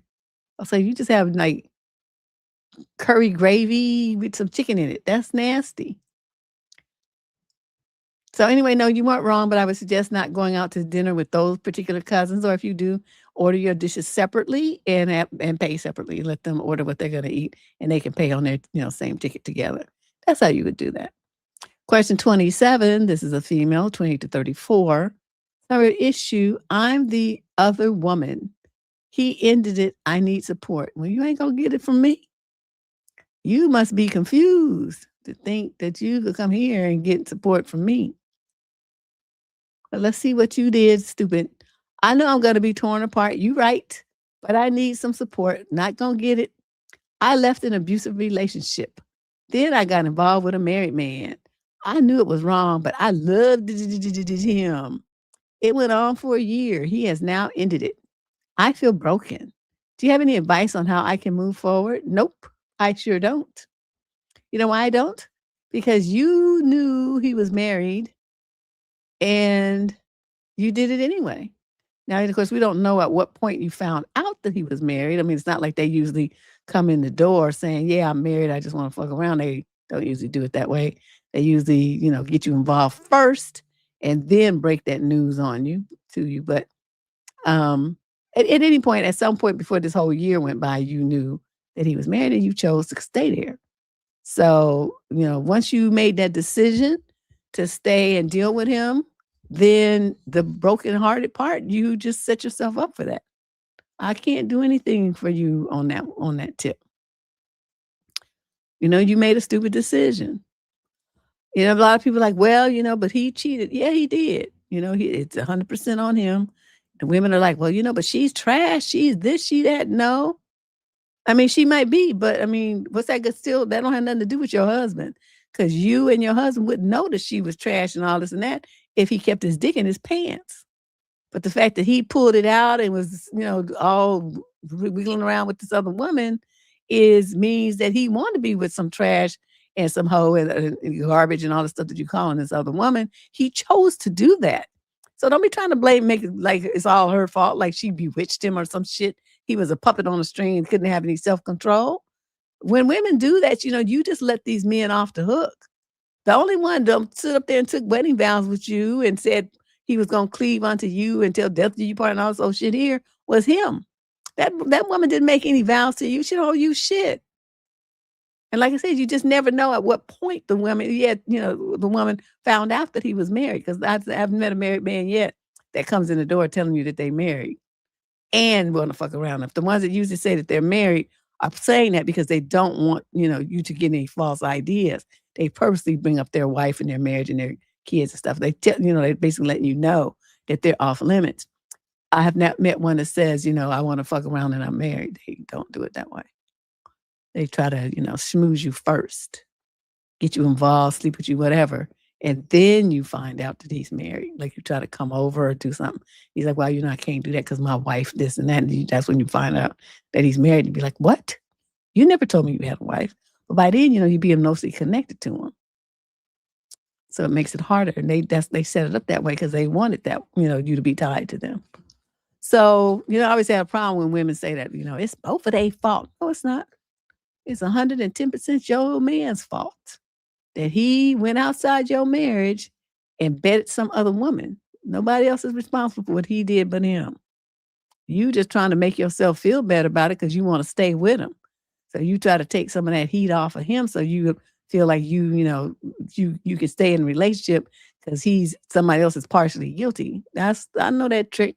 The mental gymnastics y'all be doing to fool yourself. You got a fuck around man in your house that you married to.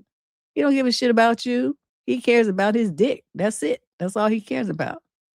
And you just don't want to admit that. That hurts too much. I understand. I don't understand why y'all do that. It hurts you. You feel disrespected. That would just break your heart like a second time. But I'm not here to babysit you and hold your hand and make stuff sound prettier. I'm just going to tell you what it is. So in this case, you was the other woman, you set yourself up for the bullshit, so just deal with it. You made a big girl decision, so deal with the big girl repercussions. That's how it rolls in the real world. Question 28. This is a female, 18 to 21. Feels from an issue. It is a bad friend to distance myself from my close guy friend because of how his friend treats me.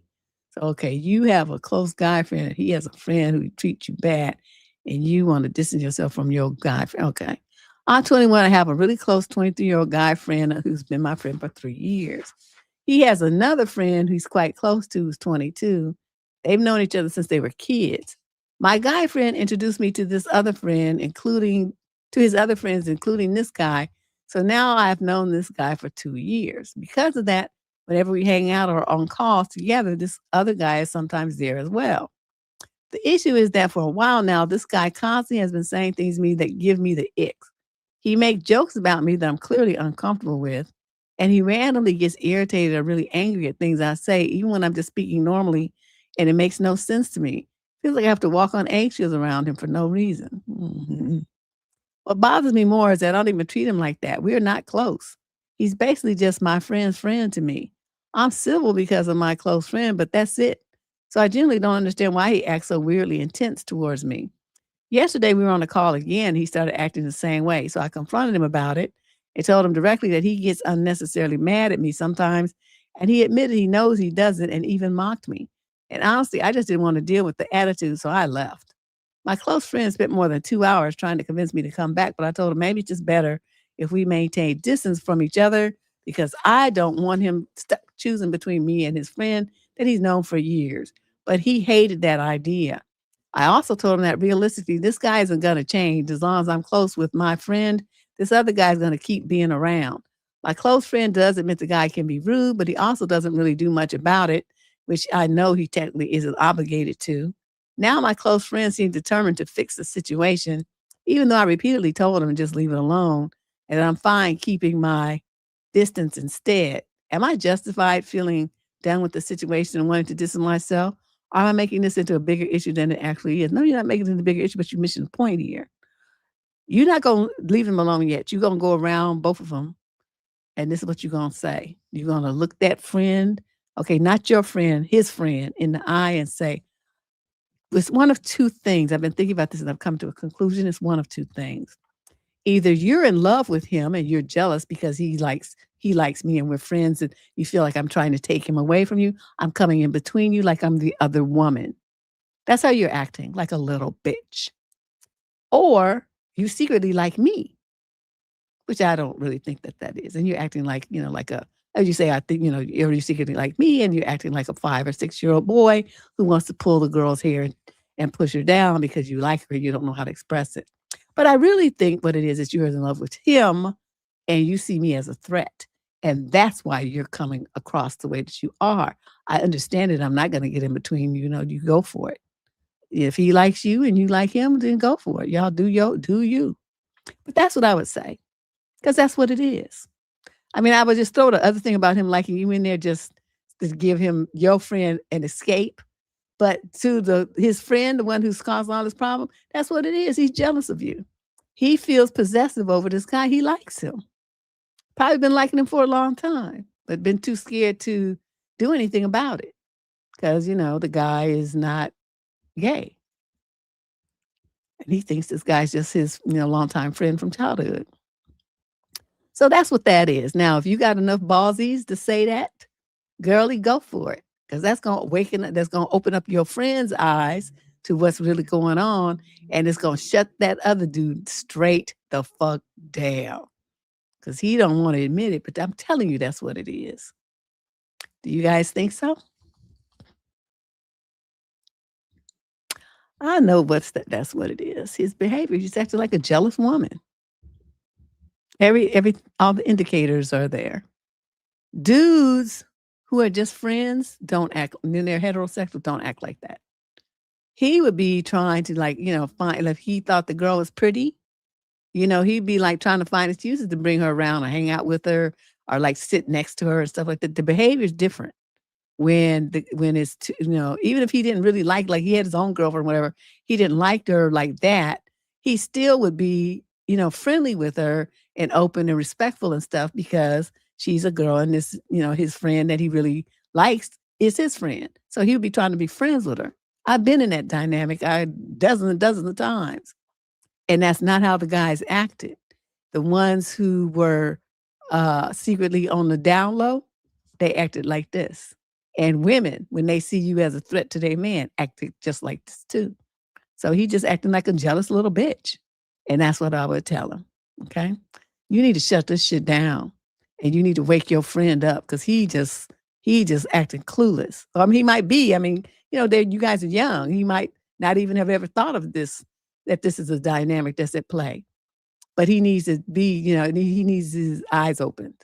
So you do it and then you deuce out. Okay. You're going to drop that bomb and then you're going to be like, bye. Okay. That's what I want you to do. Question 29. This is a female 22 to 27 out of Charlotte. Summer issue. Do the dick pics ever end or am I doomed? I am 26 and trying to date for marriage. I actually started looking for a boyfriend online when I was 23. And my age range was set to 23 to 27. And all I got were dicks, and more dicks. Never ending dick pics. After matching, we would move on to text or Snapchat. And then I would get endless dick pics. I absolutely hate dick pics. And I truly believe that some men think we want to see that shit because they like seeing nudes of women. I'm on all the dating apps too. And she names all of them. I'm not going to do that. I'm everywhere. And all I date and still all I get are these kind of pictures. Really? I just can't imagine. Now I'm age 26 and I've set my age range to 26 to 32. I thought finally maybe some mature men looking for something serious. But nope, just dicks. Nothing more than that. I usually get a dick pic even before hello or how are you, and it's getting out of hand. Wow. My profile is just selfies and it says I'm looking for a long-term relationship. COVID ended my university experience pretty early, so after that, I find it hard to meet men my age without going to a bar or a club. Usually if a guy approaches me there, he's not looking for a wife, just something for the night. I'm almost 27. I have no clue what to do. Am I just doomed for these kind of things forever? Or does anyone have any advice for me? You guys do the online dating. I don't know what to tell her. I don't know where to meet men my age or a little older. I just go to work, I go home, and then I go to my usual hangout spots with friends. Well, you probably want to just travel. Go to some other countries and stuff. Get out of your environment, and where did you say you are? So some of these, Candace put the city. Okay, you in Charlotte. Maybe, I don't know if it's any different in any other part of the country because somebody just put that they are eternal. So you guys that online dating, you send women these pictures, what you doing that stupid shit for? That shit is not cute. I don't understand why you want to send somebody a picture of it. So, what I would do if I was so that I would forward that picture and put it on a gay site. I would fuck him up. I'll put it on a gay site with his screen name and his link to his whatever his profile is on the dating site and have everybody who's gay looking for somebody who's looking for some dick reach out to his ass. That's what I would do. Every single one of them. That's what I would do. You think it's so cute and you want to get a good response? Here you go. Somebody who's going to appreciate that because it ain't me. That's what I would do. I would punish him. Like, you think it's so cute? Here you go. You're going to deal with this onslaught that's coming your way. The only time I remember when Facebook first, AOL first got instant messaging. And, nobody at that time thought about needing to put screens and, stops. They didn't have all that at first. They just thought people would have good sense. And then, of course, nobody did. So this white dude sent me a dick pic, right, in the instant messenger thing. It was one of my first instant messages on AOL. I was like I didn't even know what was happening. I saw the little box pop up and I clicked in his dick pics and I'm sitting there and I looked at it. Then I wrote him back and I crushed his soul. I said, where's the rest of it? And he closed the block. He closed the little box.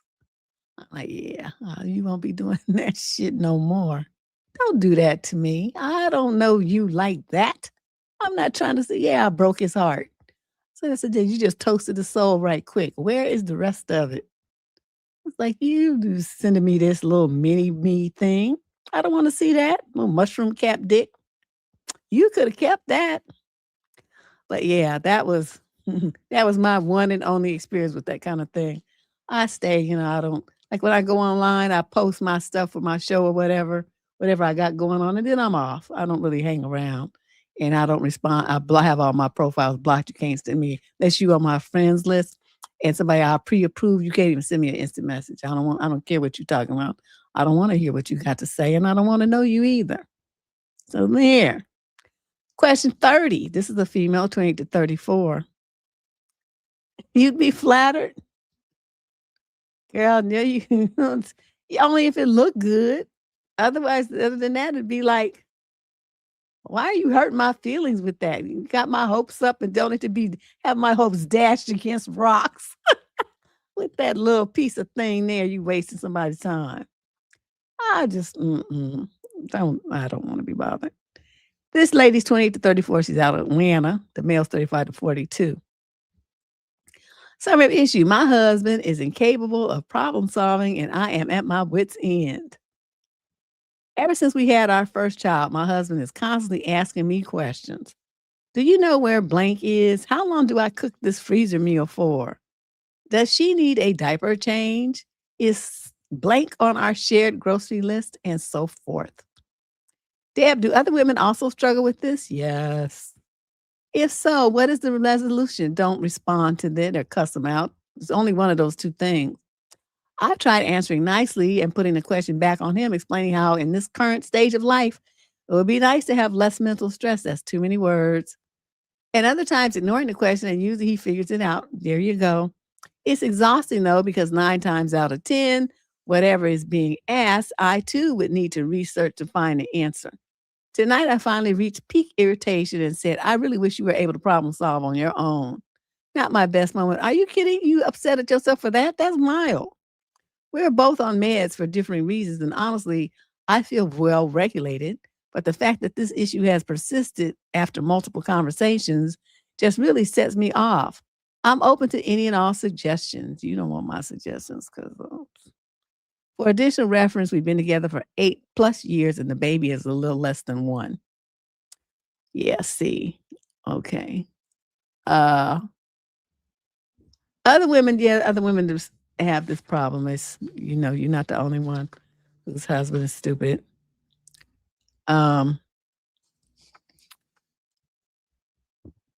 Let's see. So, wait, where's the question start? I threw that paper up here somewhere. I don't know where I put it now, where you started talking about his issues. I don't know where, but anyway, these kind of questions, you would need to just tell him, stop asking me stupid questions. You're a grown ass man, figure it out. So, I wouldn't try to answer it. I wouldn't consider it. And I wouldn't use all these words to try to tell him, no, that I'm not going to respond to this. This is just inappropriate for you to do all this kind of thinking for him. He's a grown man. It said, does she need a diaper change? Figure it out. What do you think? Is blank on our shared grocery list? Look and see. That kind of stuff. It's not really it's not appropriate for you to try to figure out and live his life for him and be responsible for him like that. Or I would probably, knowing me, I would say, stop asking me stupid fucking ass questions. I'm not your mother. Just figure the shit out and leave me the fuck alone. That's what he would most likely get out of me. I mean, I'm trying to find some middle ground because I know that everybody wouldn't want to respond like me, but I just don't like this kind of stuff. And when we first started dating, we was gonna go to some formal event. And I mean, we had just started dating. So then he was like, well, what should I wear with this shirt or suit? Something. He asked me what he should wear with it. And I remember looking at him thinking, wait a minute, I'm like 9 years, 8.5 years, something younger than you. And you, a grown man, been going to formal events and all kind of stuff longer than me. And why are you asking me what you should wear? So I just, I was thinking this while I was remember looking at him with my head tilted to the side. And I remember saying, how did you figure out what you was going to wear before you met me? And he just looked at me. I said, whatever way you did, that's what you need to keep doing because I'm not going to become responsible for what you were picking your clothes like you too. I'm not going to do that. And so that was it. So I never picked his clothes again unless I just wanted to, you know. But I didn't want that responsibility for him thinking that that was going to be my job to take over, you know, dressing him and making decisions about his attire. I didn't want to do that. Now, admittedly, you know, sometimes like, you know, I maybe got like us a family outfit. We all had the same little outfit, you know, same colors and stuff. Well, he and I picked his clothes and said, we wearing this today. Everybody's going to be in this. Me, you, and the baby. We all going to be dressed like this. And he was like, oh, he thought that was cute. So stuff like that would do that. But other than that, I'm not picking. I don't care what you wear. You can look a fool if you want to. I'll just get there and act like I don't know you. Question 31. This is the female, 18 to 21, out of Baltimore. Summary of issue. My boyfriend has been making fun of my appearance. I am 21 and my boyfriend is 20, and we have been dating for about 2 months. We knew each other for about 5 months before that. Ever since we started dating, he's becoming kind of rude to me and has made several comments about my appearance, such as, oh, you forgot to shave here. Oh. Or making comments about my body hair and your forehead is big. Oh, he is something else. We have a pretty jokey, comical relationship, so he says these things as jokes, but he's been saying it so often it's getting in my head and I feel insecure. I have told him that it makes me feel insecure, and he tells me it's a joke and he thinks I'm beautiful, but he still does it. I'm just scared that he genuinely thinks I'm ugly and it's just settling for me. It's really getting to my head and I don't know what to do. You need to grow up. Okay, I'm not saying that you have to accept, you know, especially when he does it all the time, especially if it's the same thing over and over. But obviously you didn't grow up in a kind of family household where, you know, ribbing each other was a matter of course. So, you know, saying something like making comments about your body hair, um, so you normally you shave it or something, you exfoliate. I mean, what do you do about it? I mean, whatever. You can say, yeah, I'm going for the Sasquatch look today. Shut the fuck up and just enjoy it. Or, yeah, I saw this guy had all this hair on his body and he washes with baby shampoo. I thought I'd try that out too and see how that worked. You know what I mean? You could just make fun of yourself. I mean, it's no big deal. It's not like he's going to leave you for it. So what's the problem? And then saying your forehead is big. No, it's not. It's a 5 head. I have a 5 head. So what? It's a lot of sense up here. That's what way more than what you got with your little pin head up there, your little needle head. Something like that. Yeah, that's true if she doesn't like it. But what I'm saying is once she's taking these things that are not really that big of a deal and taking it to as a condemnation of herself when she could just, if she had a tougher skin and was more used to this kind of ribbing amongst people that she knows loves her, she would understand what more like where it was coming from. And she might still ask him to not do it as much and not do it at all, but it wouldn't be getting to her like this. That's what I'm saying. So, you know, she could fire back or she could fire back at him or she could make jokes about it herself and escalate it. Like, no, I don't have a big head forehead. I don't have a forehead, a 5 head or something like that. We used to make jokes about that all the time. I have a giant forehead too. But I also think I have a giant brain in here. So yes, I have to have a giant forehead because otherwise there's just, my head would be the size of a planet because all the brain power that I have. So it's like right up here, my frontal lobe. So it makes me have a giant forehead. So they just be looking at you because, you know, you go through all this scientific explanation and use all these scientific words. And by the end, they be tired of you talking. So then they decide they're not going to talk about your forehead no more. You see what I mean? It's a strategy. Yeah, there she goes. So she said, Sliver said, go and ask. He talk about the body hair, asking for some money to get some waxing. He'll soon shut up. That's right. Get in his pocket. Whatever he talk about, you tell him he needs some money to fix it. And he need to pay.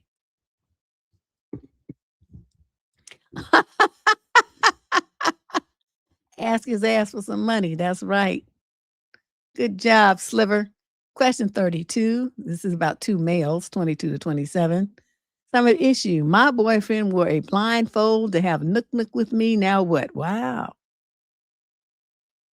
I'm 26 and my boyfriend is 27. We've been together for 7.5 years. Wow, that's a long time. I know you don't specialize in same-sex relationships, but my sister turned me on to you years ago, and I really love your funny but super real advice, so here goes. Auntie Deb, since the beginning, I knew he wasn't really attracted to me. He said it outright multiple times that he is really only attracted to the classic muscular male physique. I'm by no means a muscular hunk, but I'm also not hideous. Plenty of people asked me out before we met, and I had a pretty adventurous nook life. He's also no Mr. Universe. I feel like we're relatively well matched, but his expectations are unrealistic. After 7.5 years of limited nook interactions, we do the whole thing a couple of times a year, and manual stuff maybe once a month. Wow. That's it? I'm tired of feeling unwanted and restricted. The other night, he was wearing a sleep mask, a new habit, and suddenly wanted to have some fun, but kept it on the entire time. Call me crazy, but this made me feel like an absolute gutter pig. Wow. The last time we slept together, he kept his eyes shut too, surely imagining I was someone else. I've been thinking about ending it for a while as he's extremely selfish at times, angers easily over nothing, never gives compliments, as well as not finding me attractive. I moved 6,000 miles from my family to be with him a year and a half ago, and I'm feeling it's not worth the heartache of missing my family anymore. He can be bubbly and fun too, and my heart is breaking over the idea of anything's alerting him.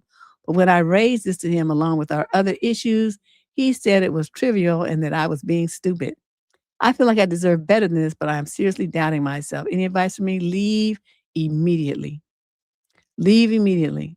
Reach out to your family and tell them, you need to come home and then go. Nobody should have to put up with this. Nobody should have to put up with this. And the fact that you've been putting up with this for years shows me that you just have way more patience and you must really love this clown because you have given this you stayed and gave him every chance that there was. But when someone tells you to your face that, they're not attracted to you, the relationship is over. As of that minute, it's over. Well, I mean, it was really over before then, but, you didn't know that it was over. But once they tell you that, they finally, use their words and express it to you verbally, then it's time to move on. It's nothing you can do here. My heart hurts for you. This sounds so cruel and just so devastatingly hurtful. I don't know. My heart hurts for you. I just can't even imagine somebody doing somebody like this. So you get the fuck up out of there. Okay. You go home and you work on healing because it's going to take you a little time to get over this. But, you need to be around some people that love and appreciate you for a minute and get yourself together. And then you can get back out there. Okay. It's so sad. Poor little thing. I don't know, we get a lot of, well, not a lot, but I never got any before. Now they're coming in pretty regularly from young gay guys. And I guess, I always thought that relationships between people were the same, really. Love is love. And, your emotional involvement and connection to somebody, whether that person on the other side is male or female, the problems that you're going to experience are pretty much the same. They seem to be universal. So I don't really know that. Unless they get into the nitty gritty of, the act itself. I mean, I can't help you there. But, as far as the emotional part and the games and stuff like that, and that from what I'm reading and seeing, it seems to be, the same bullshit. It's like people are stupid and they act stupid whether they straight or gay. The stupidity is the same.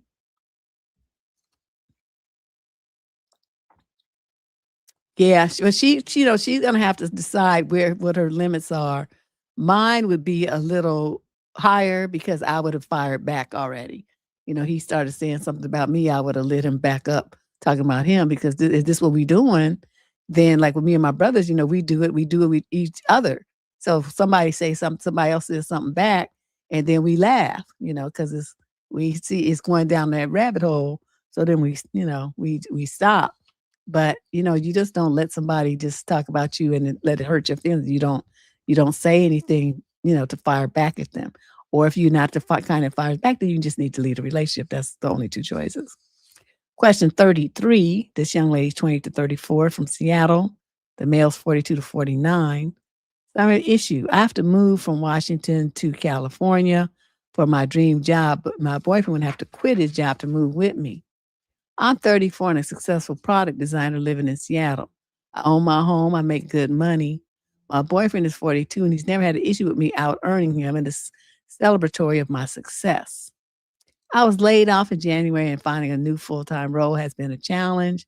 I've been talking to a large tech company. We're nearing the final stages of the process. It's incredible pay, benefits, interesting work, and a chance to do my specialty at the top of my field. The downside is I would have to move to the Bay Area. I'm also originally from the Bay and I have family and friends there. But 4 years ago, I moved from San Francisco to Seattle. My boyfriend and I have been together for 3 years. He pays a quarter of my mortgage to help with the upkeep. He works in IT for the state. It pays okay, the best job he's ever held by far, but it's 2 to 5 times less than what I make, depending on the year. I freelance on top of my job because I love my work. He is from Washington and has lived here his whole life. He's wonderful, close friends with people who have welcomed me into their lives. His dad lives an hour and a half away and is disabled. He goes down there once a month to help care for his dad. His dad is mobile, but he has vision issues. By comparison, my parents are moving from San Francisco to France in February. My boyfriend's very scared about finding a job in California, making new friends, and experiencing change.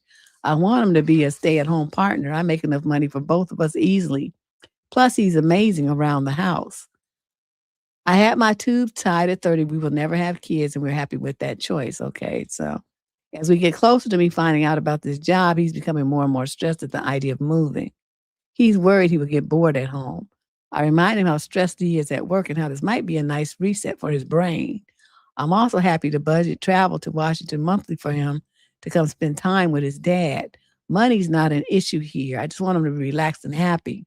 But he can't imagine a world different to the one where we're in now.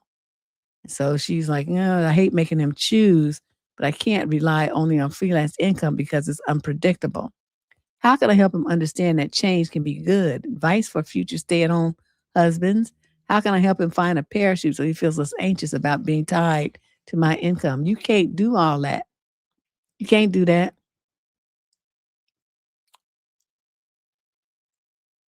It doesn't, you can't change him. You can only present with the things that you've already presented, as options for him to look at. This is the setup that you imagine having, and he can look at it and decide that it's still not for him. That's his choice. You can't pressure him into trying to do what you want him to do. The chances are, you guys might have to break up. You're going to get your dream job and goo gobs of money. So, it's going to be a trade-off. If you're going to give that up for him, or you're going to stay there and do freelance work and be a endless girlfriend. Because you didn't say nothing about being married. You moved across state and you still single and still dating. Did you notice that? Years later, you still ain't married. So I'm not really understanding your hesitancy here and why you don't want to move on and do something else.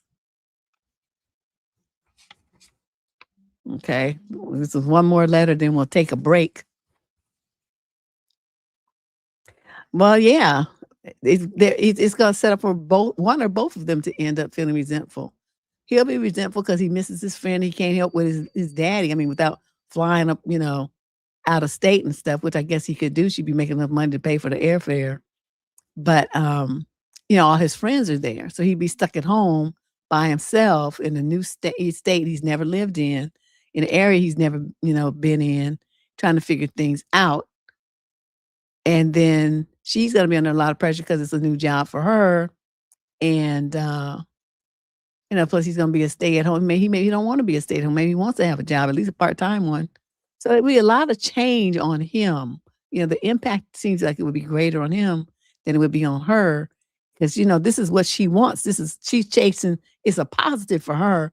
And everything as it presented is a negative for him in contrast to what he has going on now. I don't think she's really appreciating how much this is going to negatively impact him because she's just looking at the, the good part. Well, we'll be together, and it's not. Yeah, but I mean, at what cost to him? So I'm thinking that most likely what's going to happen is they're going to split up. If not right away, she's going to get down here. They'll be trying to do this long distance thing, and then it's going to just go up in smoke. That's what I think is going to happen.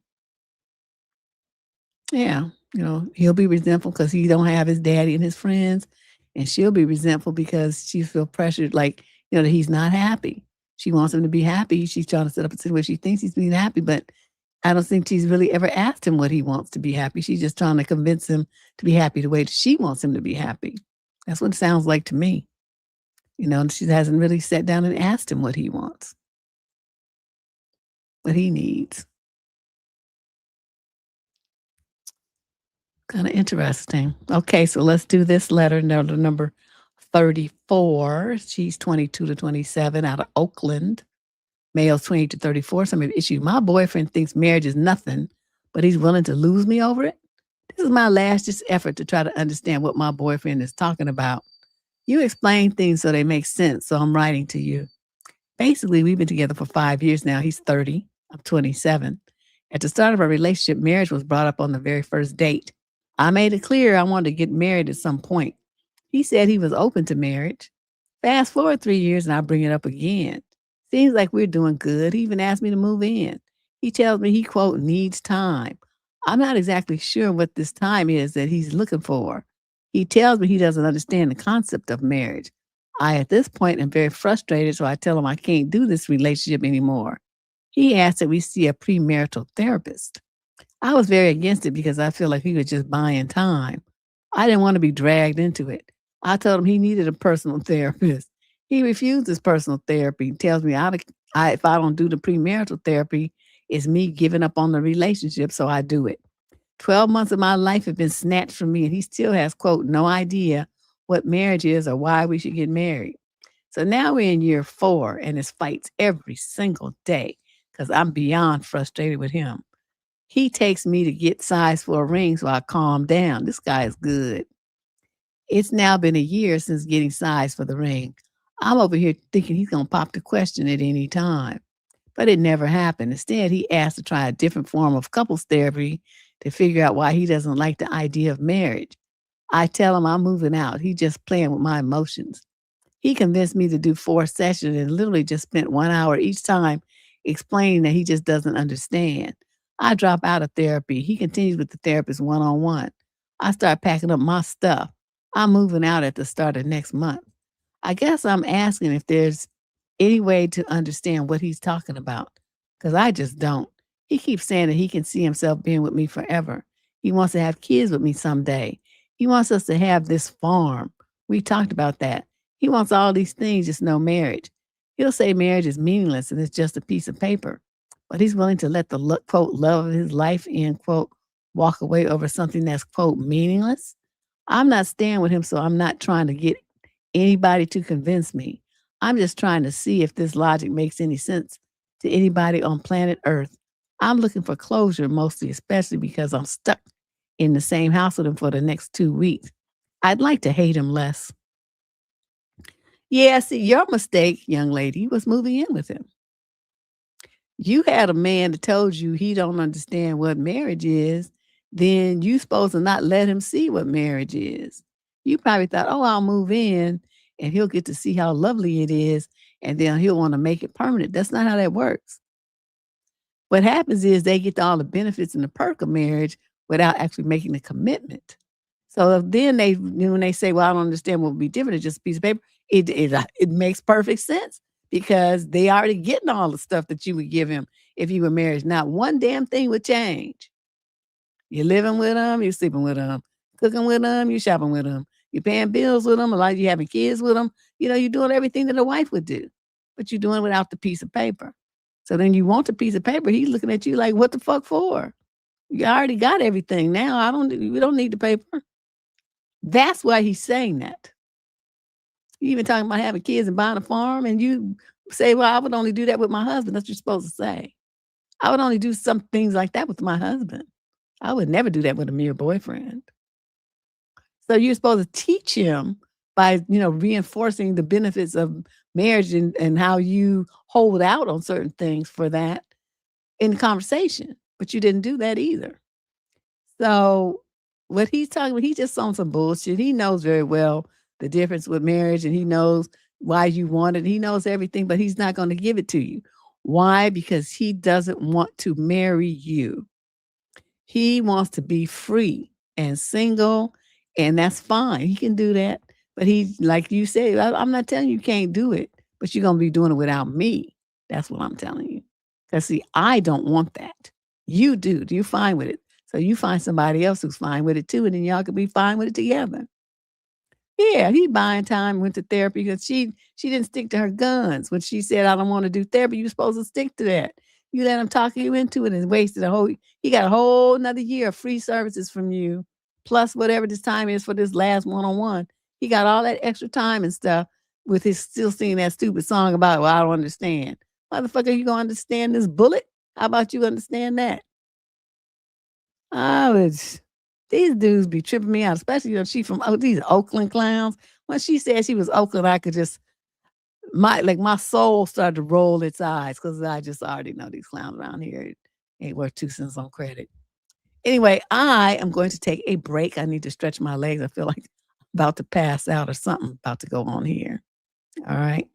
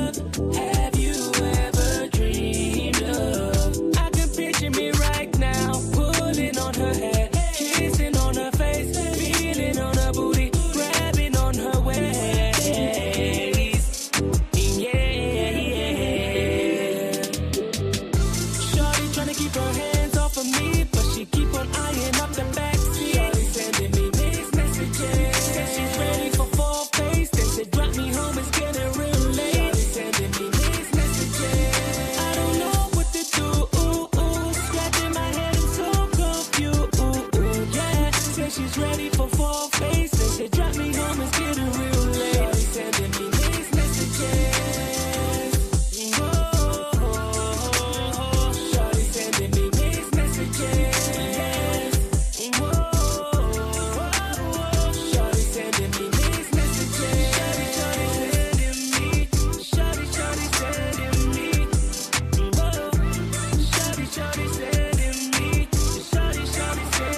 Shawty sending me mixed messages.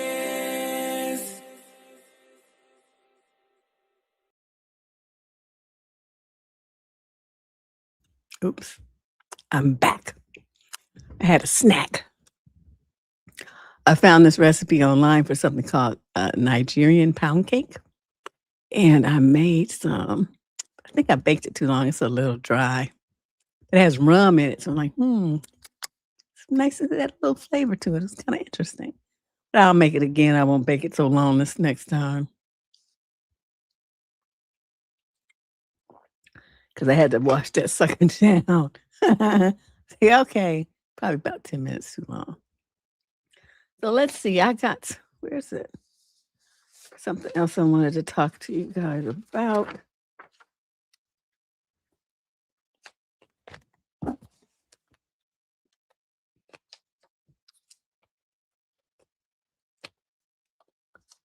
Had all kinds of articles I found.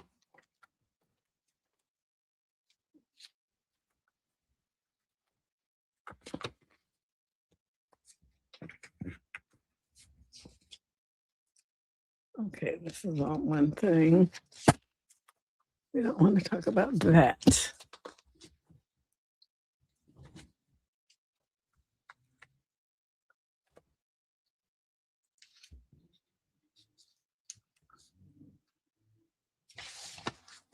Oh,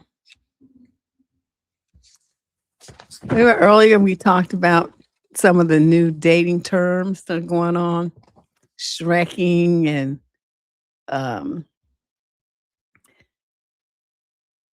not what they call it, ghost lighting and some other stuff. Okay, here's another one. This one is called grim keeping.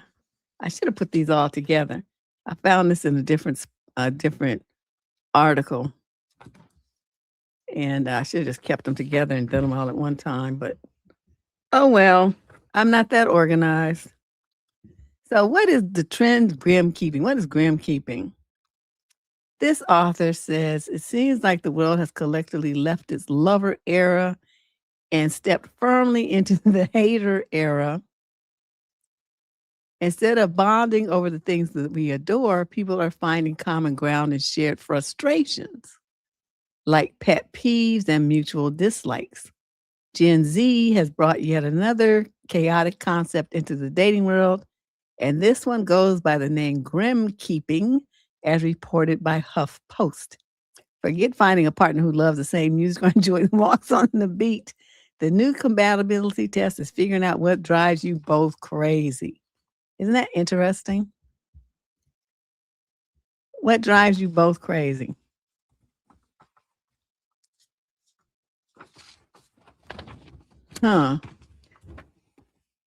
Grim keeping flips the traditional approach to romantic connection on its head. Rather than building a bond through shared passions or favorite hobbies, this trend is all about uniting over shared annoyances.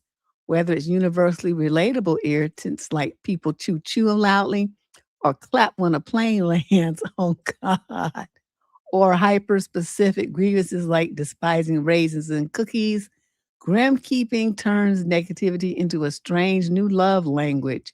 And it doesn't stop romance. People are applying the same logic to friendships, finding their people through the things they simply cannot stand.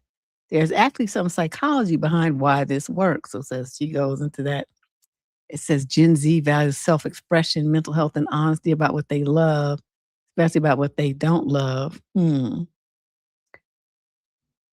And so this other relationship expert says that this trend is a direct reaction to the overly polished world that Gen Z was raised in. They grew up surrounded by curated Instagram posts and the idea of the perfect adult life. And because of that, they look at a prettied up self-presentation with suspicion. Grim keeping acts as an antidote. It normalizes or even celebrates bonding over something negative. according to this author, sharing what irritates you actually allows people to connect on a deeper, more authentic level. When two people agree on what's annoying or absurd, they create a safe space where they can be petty and weird together. Okay. I think I've read enough of this. What do you guys think about that? Grim keeping as a dating tactic. You meet somebody, and instead of saying, "Oh, what do you like?" you say, "Oh, tell me what you don't like." And you start talking about your annoyances and your pet peeves. I'm trying to figure out, and you're welcome to share your thoughts. As a matter of fact, I threatened to let people call in. Let me put the little number here so anybody who wants to call into the studio can do that. You want to call and share your thoughts on audio. I think that's kind of like, you bonding over negative stuff. Where does that end? I mean, if you start dealing, you start focusing on negative stuff and using that as an area of connection, what's the bottom line there? I think so too. So here's Ash's opinion. It's too negative for beginning to learn about someone. I think so too.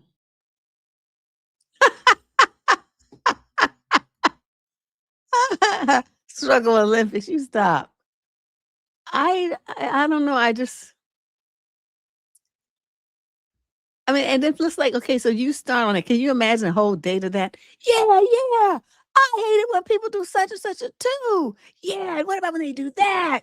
Oh, and then they say this. Oh, I can't stand that. And you go on. Okay, so when does this negative spiral end? When do you get to something that's going to be a positive connection between the two of you?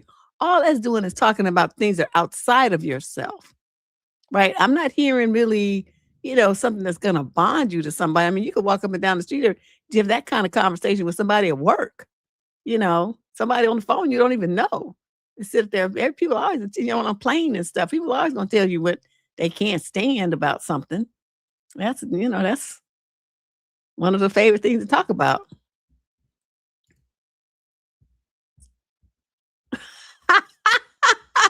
You know what? Oh, I just don't see it.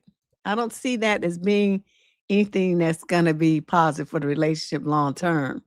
But they're talking about Gen Z, and everybody kind of scratches their head when we talk about the way that Gen Z looks at stuff sometimes. So this would just be another one to think about, like, when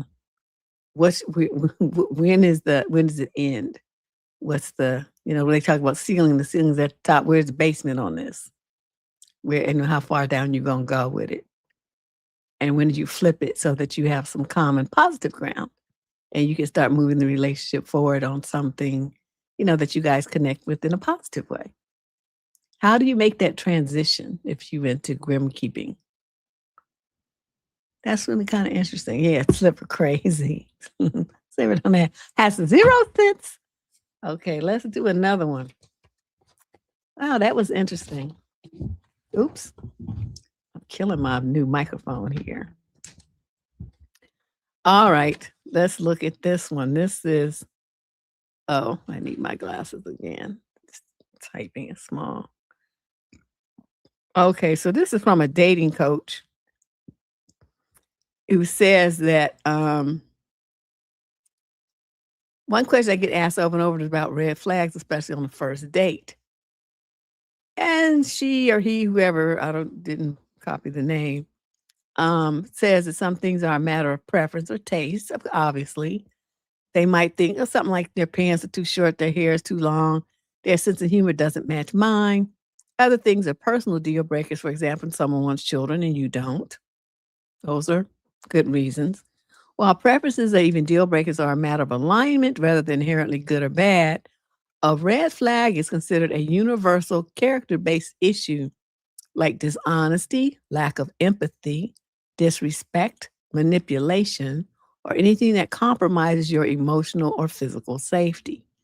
These first date phrases are clear red flags. You guys feel free to throw in your own too. Number 1, my ex was crazy and the cause of our breakup. Oh yeah.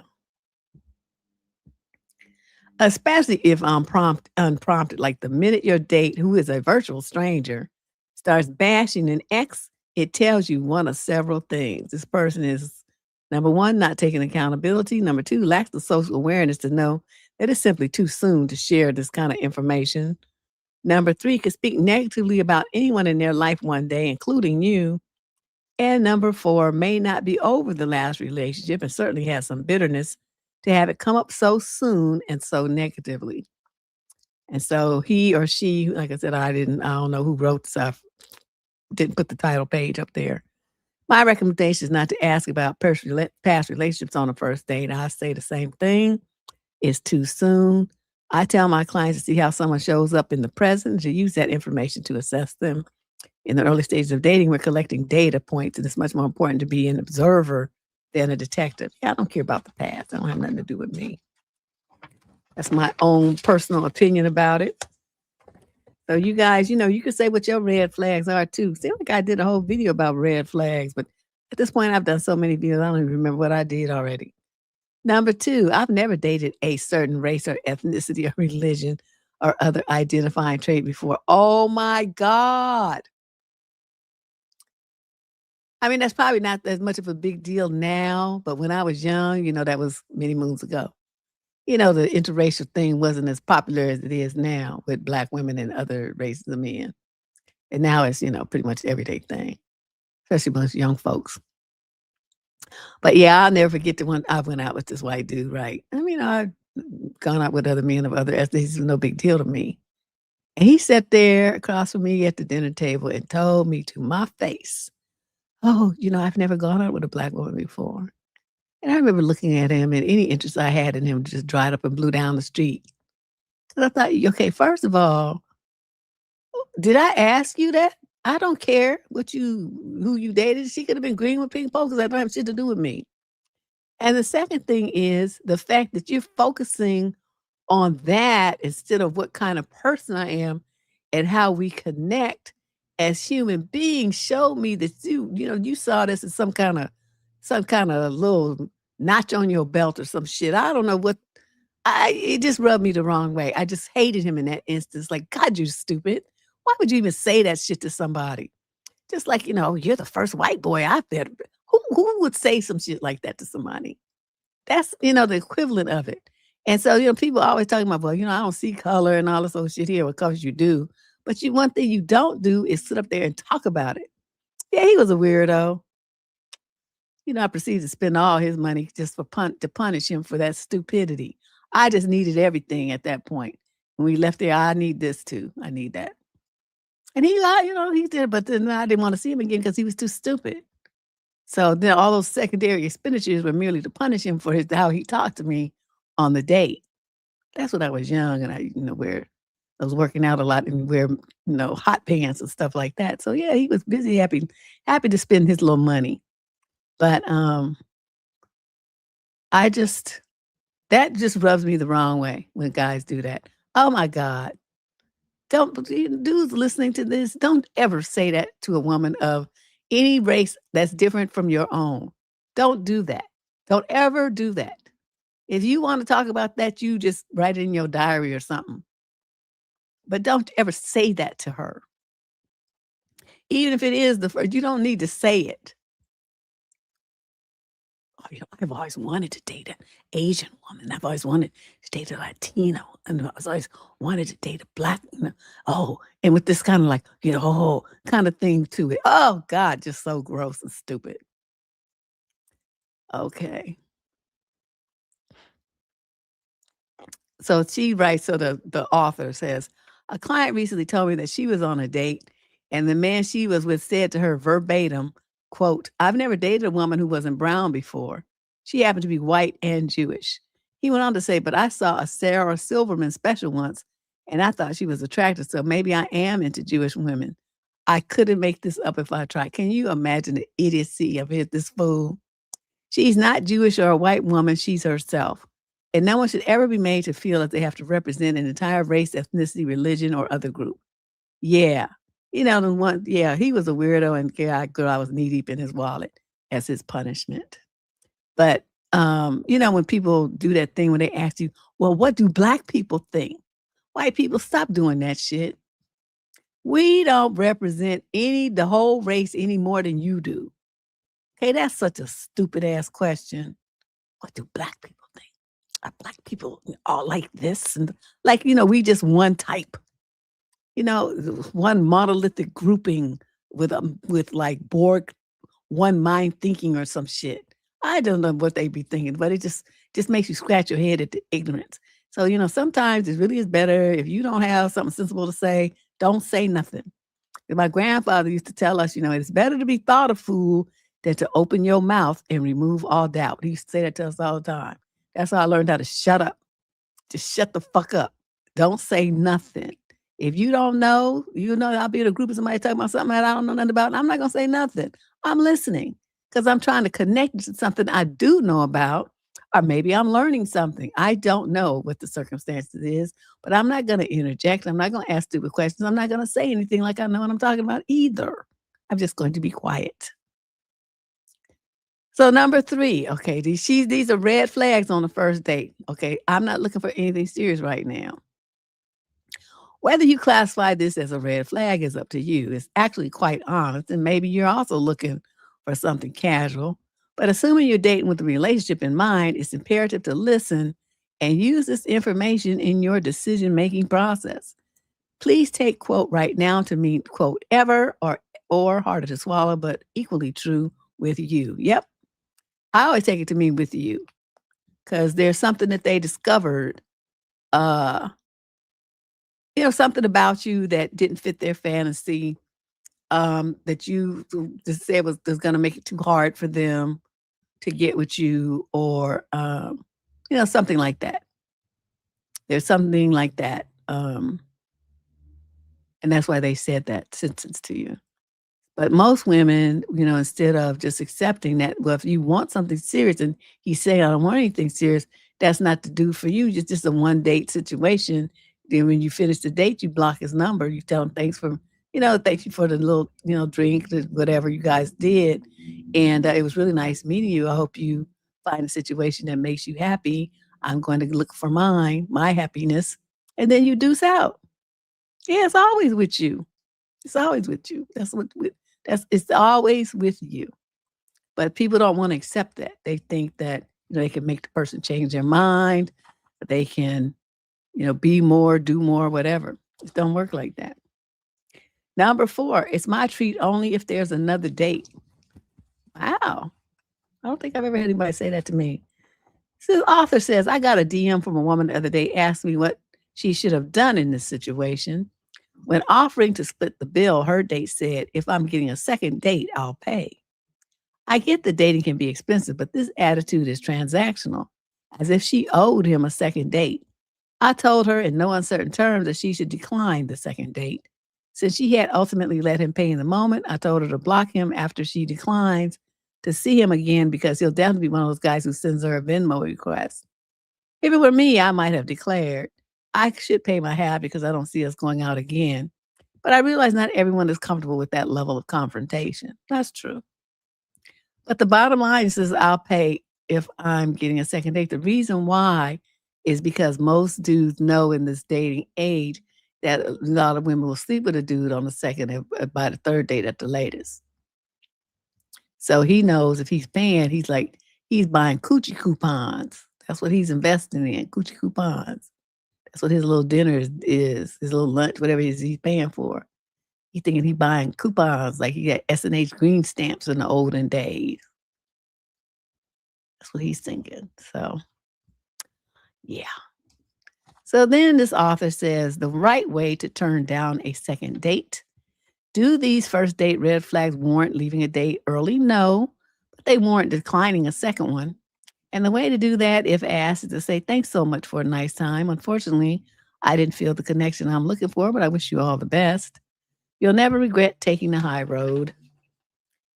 I wouldn't say I didn't feel the connection. I know that's the cliche answer that they always recommend, but that kind of thing, leaves them the out to say, well, what does that mean?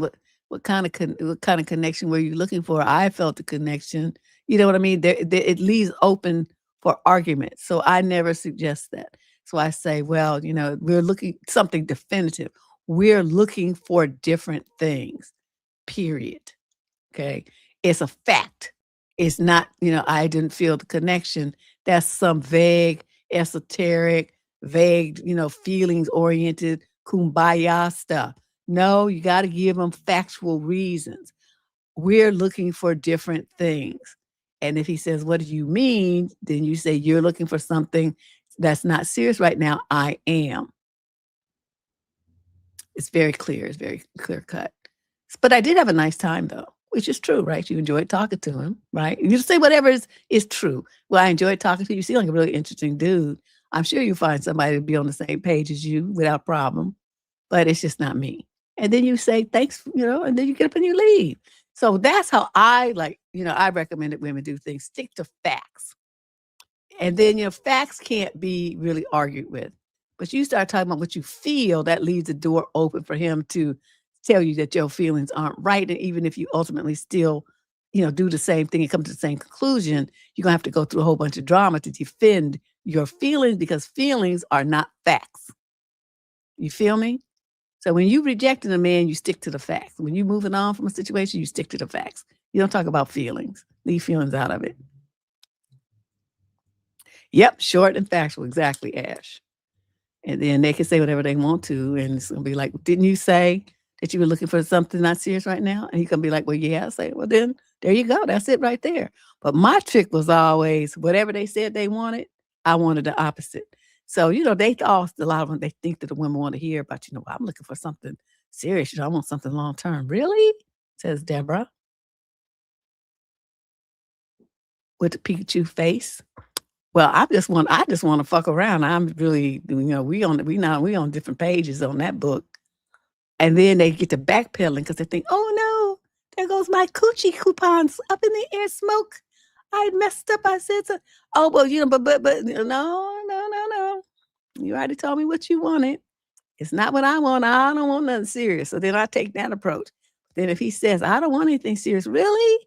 Oh, but I'm at the age where I'm looking for a husband. I'm going to have a family. I'm going to have children. That was the first thing from my mind, but you wouldn't be able to know it by the shit I was talking. I just know this. I'm just tired of dating. It's just so, I want to have a husband. I want to have somebody, that I can take home and have Christmas morning with. And so, God, I would just paint this picture and then they'd have them looking at me all kind of crazy. Well, that sounds really nice. Some of them would say, that sounds nice. I might want that too. No. You already said you. So, I just get out of it that way. I just, whatever they say, I flip it back on them. Because it's like you coming out the box, you're not even giving nobody a chance, to feel anything, to think anything. You've already come out the gate putting parameters around whatever it is that we're going to try to have here. You don't box me in. We don't even know each other's middle name and last name. We don't know favorite cover. We don't know shit about you. But you done already decided all these things. No, you don't get to do that. So that's how I would roll with stuff in that kind of situation. Now, here's something really surprising. I saw this online too. This is from USA Today.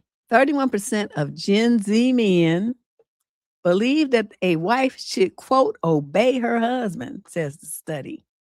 31%. That's just under a third. That's a lot. A new study of 23,268 adults in 29 countries finds that about 1/3 of Gen Z men believe a wife, quote, should always obey her husband, end quote.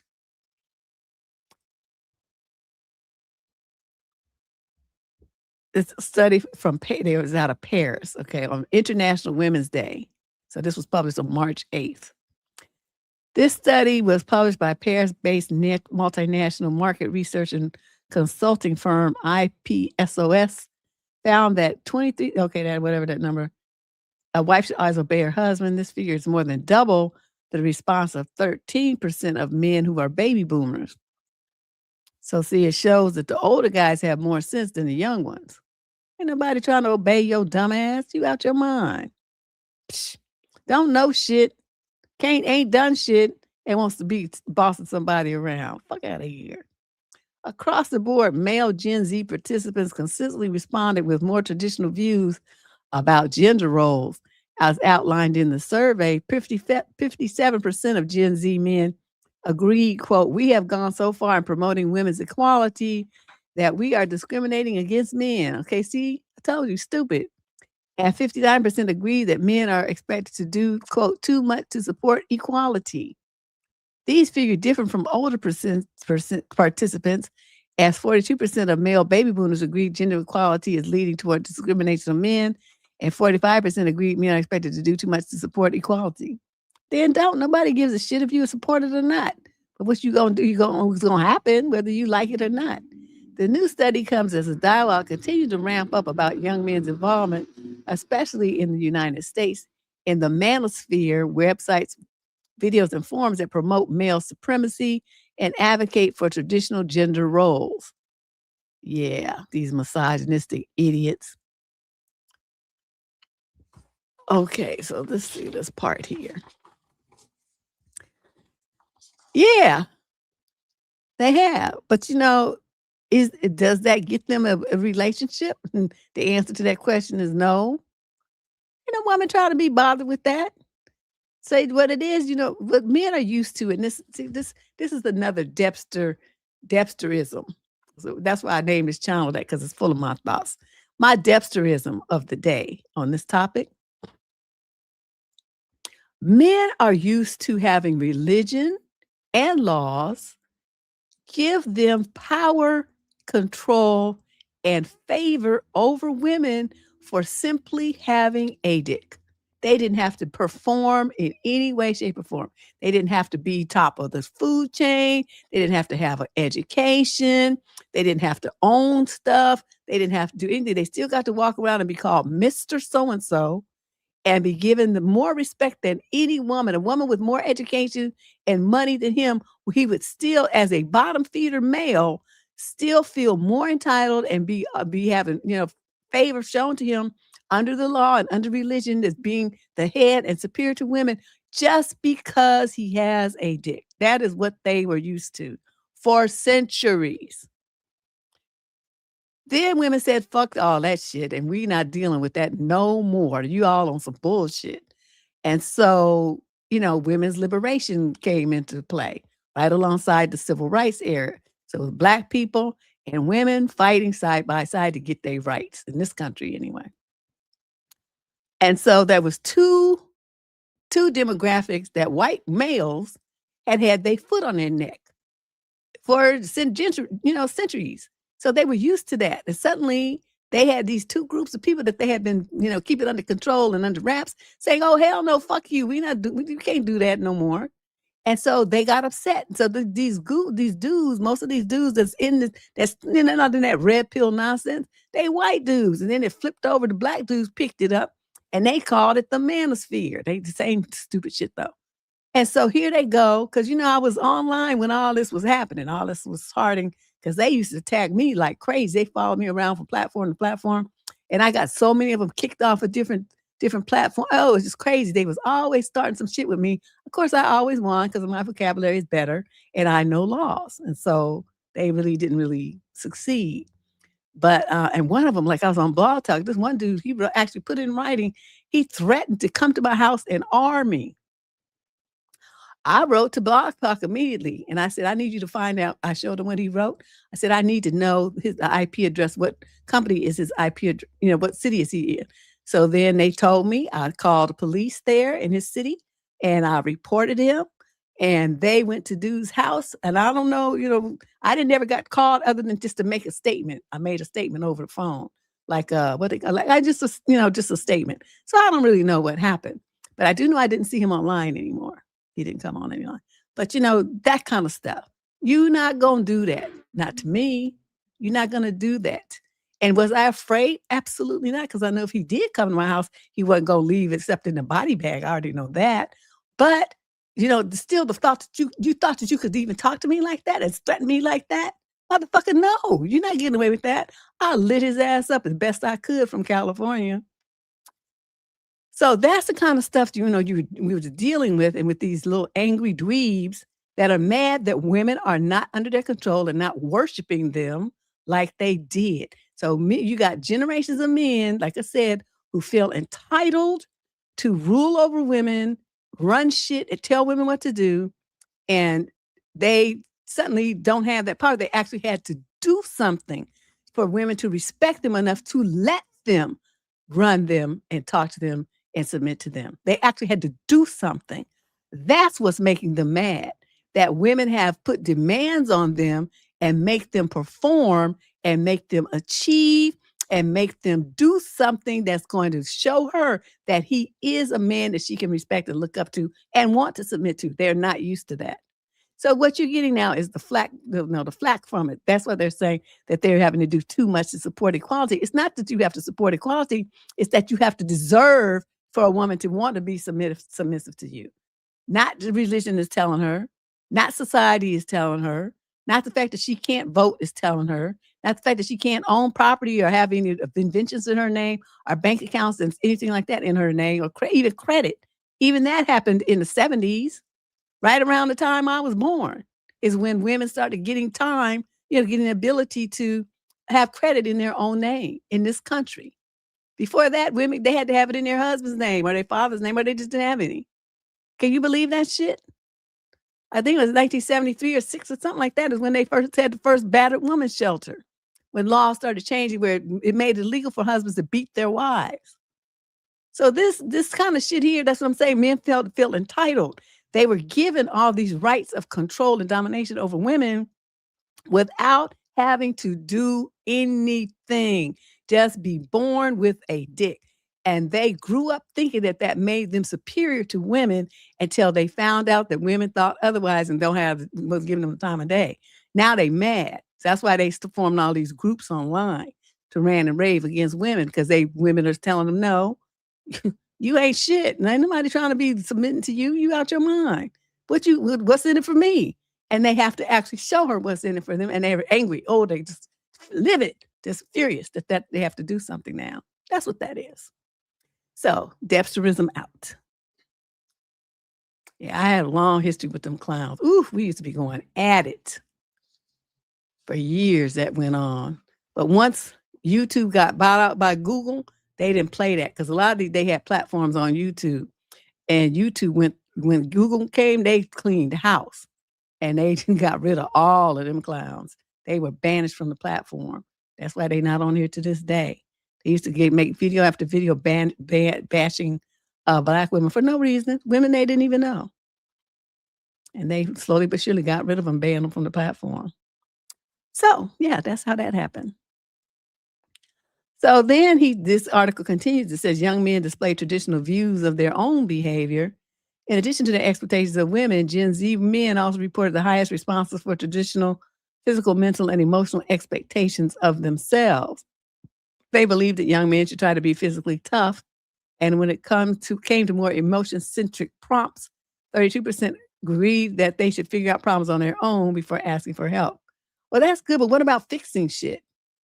What about fixing stuff, building stuff, inventing stuff, creating stuff, making things better, mentoring, guiding, providing? What about those things? I'm not seeing that in this study. So then they talk about the countries that participated in, their gender roles and all this old stuff here that really don't have anything to do with what's going on here in the U.S. So into the garbage that goes. But yeah, I'm telling you.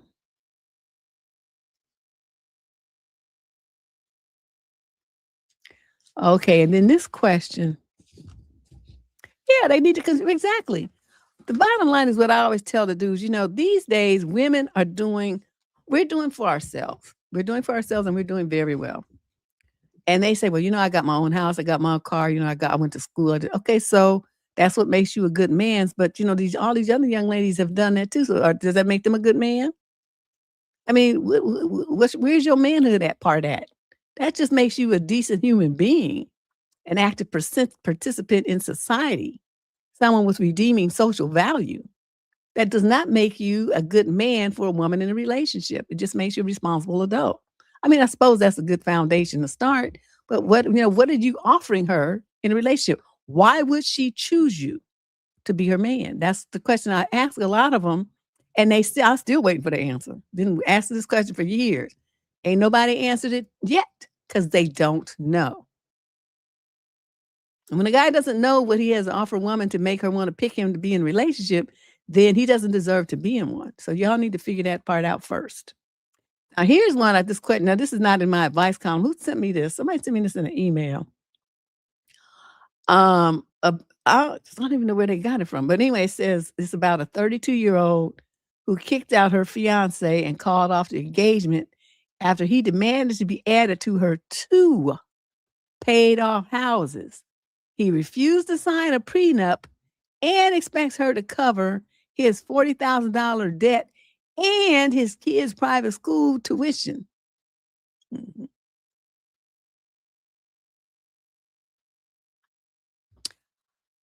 I didn't even know. Okay, so here's his question. I'm a 32-year-old female and I own 2 houses outright. One I bought 5 years ago before we met, and one I inherited 2 years ago. Both of them are fully paid off. I'm financially independent, and those properties are my main security. My fiance is a 34-year-old male. We've been together for 3 years and engaged for 8 months. He moved in with me 2 years ago and lives rent-free. See? Where's the manhood part? He refuses to do any chores and he does no child care. He pays for groceries and some utilities, but that's it. Most of his money goes towards himself and his kids' school back in Europe. He makes about half of what I make. The issue started when we started talking wedding logistics. Okay, so you start looking at her and thinking, why would you talk wedding logistics with a man who makes half of what you make? He don't do no chores, and he doesn't pay any bills, and he don't help you with the housing costs. Why would you want to marry somebody like that? Okay, so that's my first question for her. So let's go on and see what other mistakes she's made here. Number 2, he said if we're getting married, his name should be on my house deeds. That it's not fair that I live here and contribute but have no ownership. If we're equal partners, we should be equal on paper, he says. I said no. I offered a prenup, keeping the house as separate property, and asked him to pay fair market rent if he wants to live here. Number 4, his kids in debt. These are her issues with marrying him. Number 5, he has 2 kids from a previous marriage. He pays for their private schooling and says it's a huge financial strain. He asked me to, quote, treat them like my own kids, end quote, and implied that I should help cover that cost after marriage. He also told me that he has $40,000 in personal debt from an old business that failed. Number 6, his reaction. And number 7, he refuses to sign a prenup, saying that it means I don't trust him and I'm planning to divorce. He also said asking for rent is insulting and makes him feel like a tenant, not a husband. He's now saying I'm being greedy and that if I loved him, I wouldn't protect my assets like this. Did you hear me? If I loved him, I wouldn't protect my assets like this. I told him I'm not comfortable merging finances or assets when he has debts, won't sign a prenup, and wants me to take on responsibility for his kids' school costs. I asked him to move out and told him I'm calling off the engagement unless he agrees to a prenup. Oh, no. He shouldn't have to do nothing. That shouldn't even be an issue. He should just move out. Now he's telling our families that I'm cold and using my money to control him. My mom says I'm being too harsh and should work it out. He has his own assets in Europe. The irony is that he had no problem charging me Airbnb level rent to stay in his place when we visited his country. He can dish it out, but the second I ask for a fair split on the house that we live in together, I'm the villain. He never wanted to marry me until now, and it's obvious it's because he wants a green card. Am I wrong for kicking him out by the end of the week and ending the engagement over this? No, he should have moved. He should have never got engaged to him in the first place. That's the main thing. Is like, he came in the gate acting stupid. By the time he moved in, he didn't want to pay no bills and he didn't want to do no chores. He don't even take care of his, no child care. I guess when his kids come to visit, or do you have a kid? You didn't say. What child care is he doing? Because you didn't say that you have I don't know if you're talking about him kids coming to visit and you stuck taking care of him, or you have a kid and he doesn't help you with your kids. You left that part out. So I don't know what his kid is, this child care that you're talking about. Whose child is it? Where's this magical kid? But the bottom line is, he want to add your name to your paid off houses. The only way that should happen is if whatever the equity is in the homes, he would need to give you half of that. So you pay half the equity, then you can have half the house. But other than that, no. It's my house and they're paid off in their mind. Yeah, he's a foreign Dusty. Because he's from somewhere in Europe.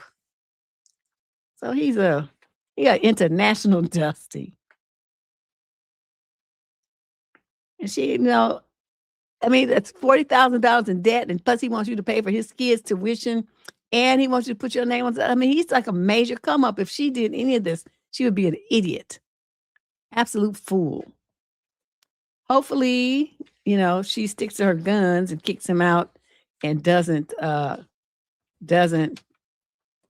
fold on her boundaries.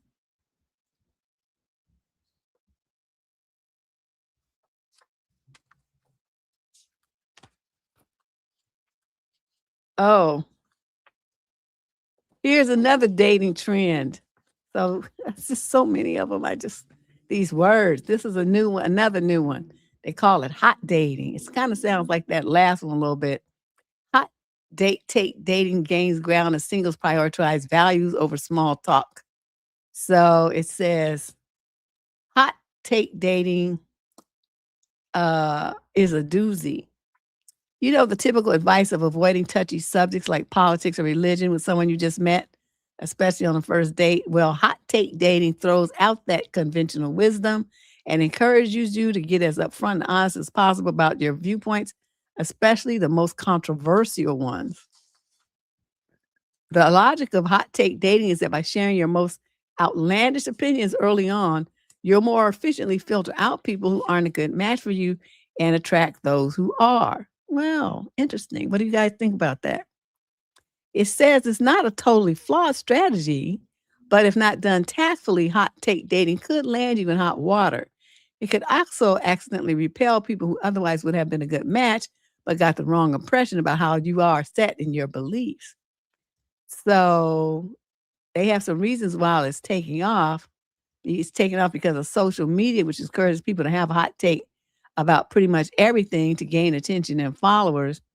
And that approach has bled over into dating apps. So what do you think about it, you guys who do this online dating? You hot dating. So you go into it and, like for me, that would be like, I believe that any woman who wants to get a termination should be able to get one anywhere in this country, and that men had absolutely no right to be changing laws to try to make women have a fucking baby if they don't want to. Okay, that would be my hot point. That's one of many.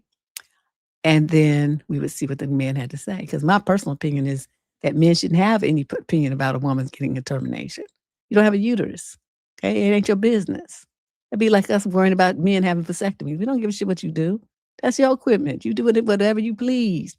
But notice how they want to be all up in our business, all up in our bodies, and telling us what to do, what we can and cannot do with them. It's just amazing to me. And how the medical community didn't rise up in mass, and legal community too, and knock that shit down. So, they had to get some benefit from it, some kind of kickback, some kind of payoff. Because, the AMA and all of them, all they had to do was say, no, we're going to help women fight for this. They should have the right to have whatever they want to in a medically safe environment. It's like the AMA had risen up and fought against this with women, the public and stuff on top of it, and the legal community fighting for women to have rights over their own bodies, then that shit wouldn't have got voted through. It would have failed everywhere all over the country. But we have all these men that just didn't do what they're supposed to be doing. So, yeah. So what do you guys think about that? Can you see yourself going, and not like the other one where you bond over stuff that you hate. That was a different one. This one is that you share your hot, your controversial opinions about various topics and issues, and you get that up out front versus waiting until later. Like people wait, until they're engaged and they find out that this person, thinks that, women should not be able to get a termination, even in cases of assault or something like that. And they, like, oh my God, I never knew he thought like that. What do you think? Can you see where there would be benefit in this kind of thing? Yes, no, opinions, thoughts? Can you share? If you're brave and want to call in, that's the studio link right there. But otherwise, you can put it in the chat if you're over here on YouTube. Put it in chat and share your thoughts. Okay, let's see. One comment says it could make for deeper conversations in learning each other's values. True. What's the possible downside, do you think?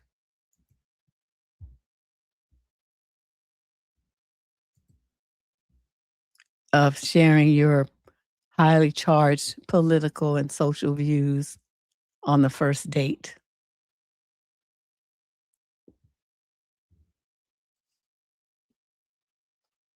Let's see what else it takes. Oh, they have that answer right here on the next page, actually.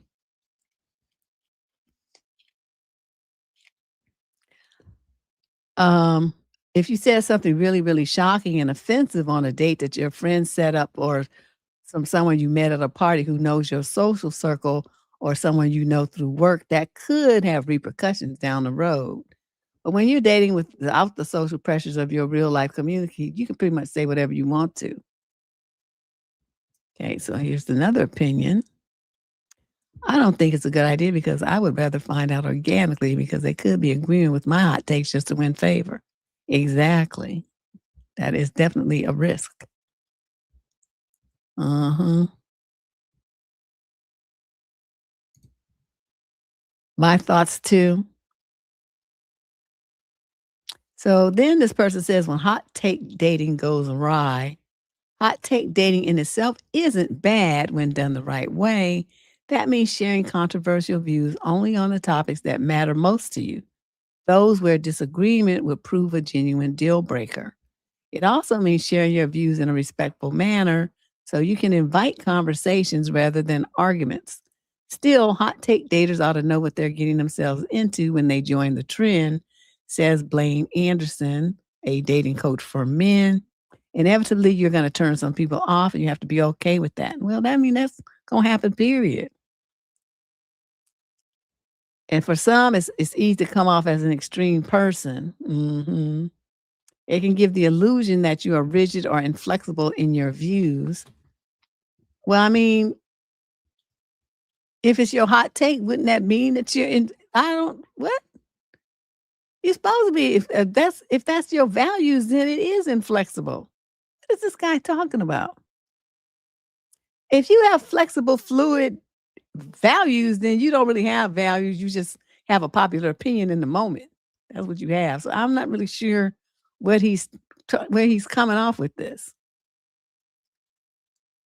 He says daters should try to find a happy medium where they're honest about what matters to them while remaining respectful if their date disagrees. Well, nobody said they can't disagree. You're just supposed to be sharing what you think and just being honest with it and letting the chips fall where they may, right? And remember, it's a date, not a debate. If you're going to share a hot take, do so with the intention of gauging compatibility rather than trying to change the other person's mind. Nobody wants to be preached to. Nobody wants to be told that they're wrong. If you're trying to convince someone of your hot take, or if you're trying to prove them wrong or doing it from a place of competition, then you're always going to go wrong in dating. Exactly. Yeah, some of these things I don't really understand where they're coming from, but that's just me. Hot take dating.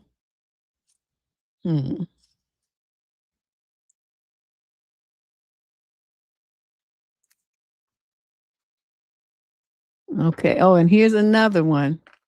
Here's another. I'm going to like compile all these because they come from all these different sources online.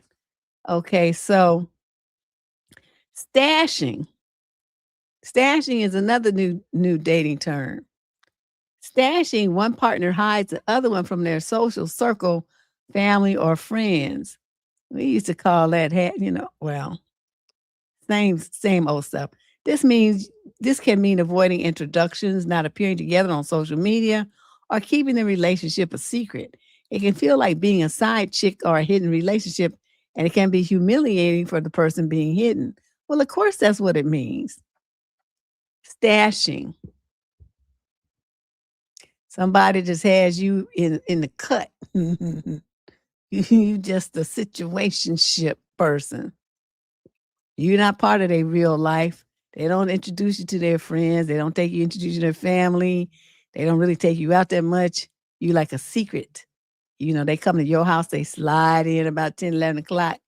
Slide out before the morning. The sun come up. They don't never take you nowhere. They don't need to go nowhere with them.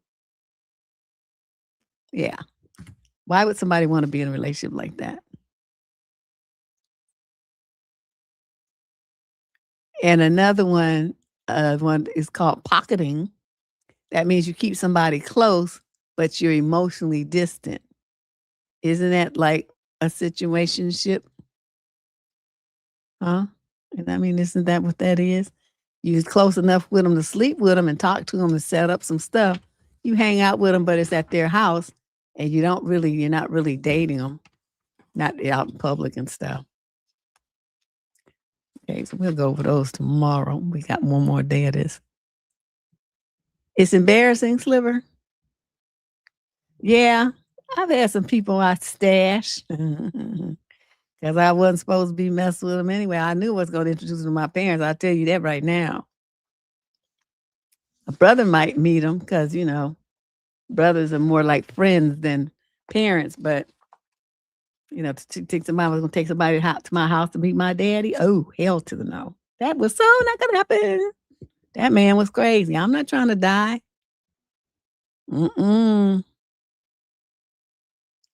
Yeah, I've probably been stashed too, but I just never cared because I just wasn't really trying to be serious with them anyway.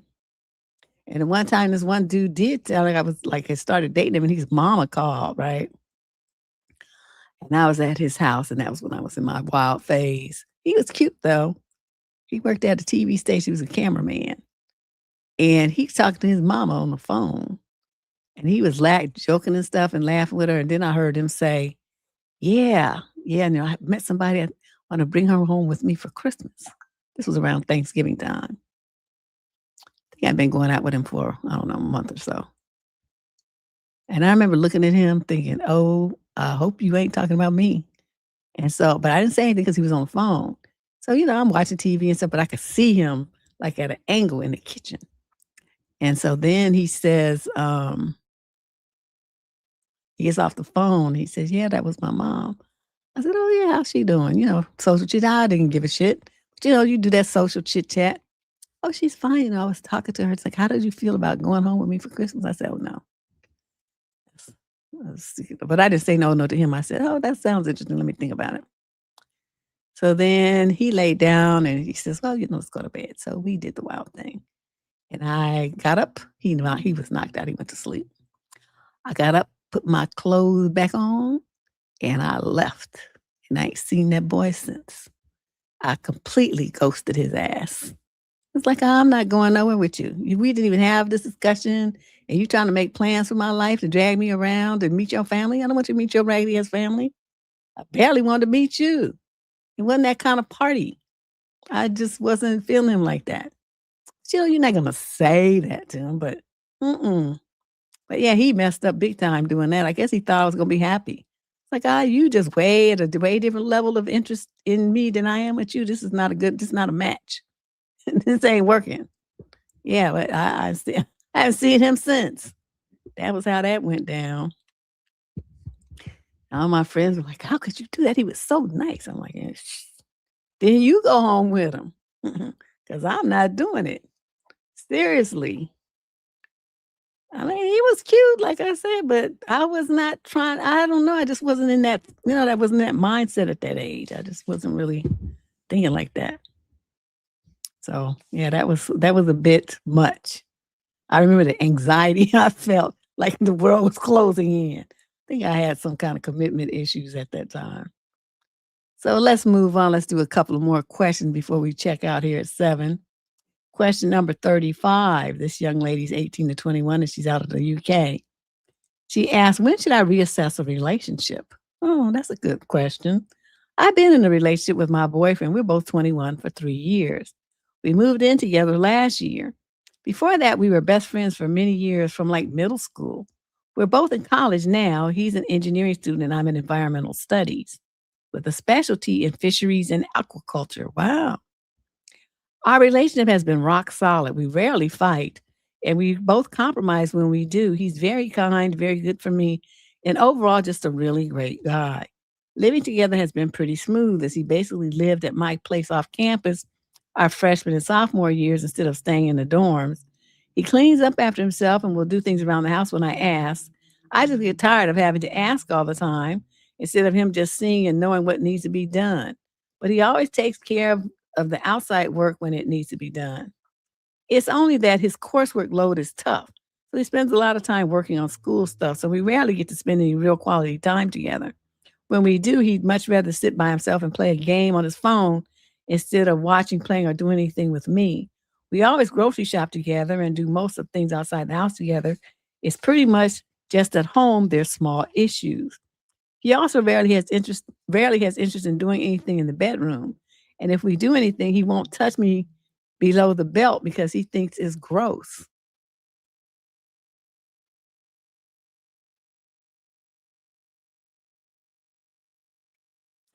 But has found other ways to get around doing things like that. He struggled with most types of affection in our relationship because he was raised in a very non-affectionate family. Recently, we moved to separate states for internships for the summer, and I feel like that has only magnified our problems. He never texts, he never calls, and he rarely answers when I text. It just feels like he doesn't really care about me, honestly. Like if I was just gone, he wouldn't even notice. I brought the issue up to him and he says things like he feels like he's in a fog and he's having a hard time adjusting, but a text takes 10 seconds. A simple good morning or good night would be so easy. He also never tells me what's going on unless I explicitly ask. It's not like he updates me throughout the day or after work or anything like that. I don't care if he texts while at work because I can't either. It's just exhausting to feel like I'm holding the relationship together and him seeming like he doesn't even notice. We've been long distance before last summer in a decent bit of high school. Okay, and last summer he did something similar, but when I told him about it, he got better. And so she's going on and on and complain. I guess the question really is, how do I fix this? I really don't want to throw away the last 5 years of my life over something that feels so trivial, but he has really made me start to wonder, which isn't something I've done in the time we've been together. We've really been good together and have been before we officially started dating. Is it normal to have these kinds of doubts? We've talked about marriage and are planning to get engaged after we graduate, me in December 2026 and him in December 2027. But I've started to question our relationship now more than ever. Well, you guys are young and you've been together for a long time. I mean, you're in your 20s. That's the age when you grow and change and what you need and your expectations and life and yourself and what you need in a relationship. I mean, everything changes, everything. A lot of people even change majors in school because they realize that the major they thought they wanted at, 19, 20 when they first got to college changes by the time they get close to, graduating 2 years later. Well, I don't know if I would go that far, but he does sound something, that part about it being gross below the waist is definitely raises a big question mark. Like, yeah, I mean, either he's got some severe repressions and he's into popcorn, or he's gay, or he's battling with it. It could be the other one too. Like a lot of these kids growing up in, super religious household where they're told that women's bodies are dirty and stuff like that. If they're not pure, if they're not only been with my man. They see it as dirty and unclean and all this kind of weird shit. I mean, it could be some of that as well. We don't know. But she did say he grew up in a, kind of repressive household. So, there's a couple of things it could be, but the bottom line is no matter which one it turns out to be, he's not giving you the relationship that you need. And that alone is reason enough to end it. That's my bottom line. You're not married. There's no reason to put up with all of this. It's great that it lasted for 5 years. Don't get me wrong, but it sounds like even though he's been good in so many ways, in the ways that you need as far as emotional and sexual intimacy, it's not there.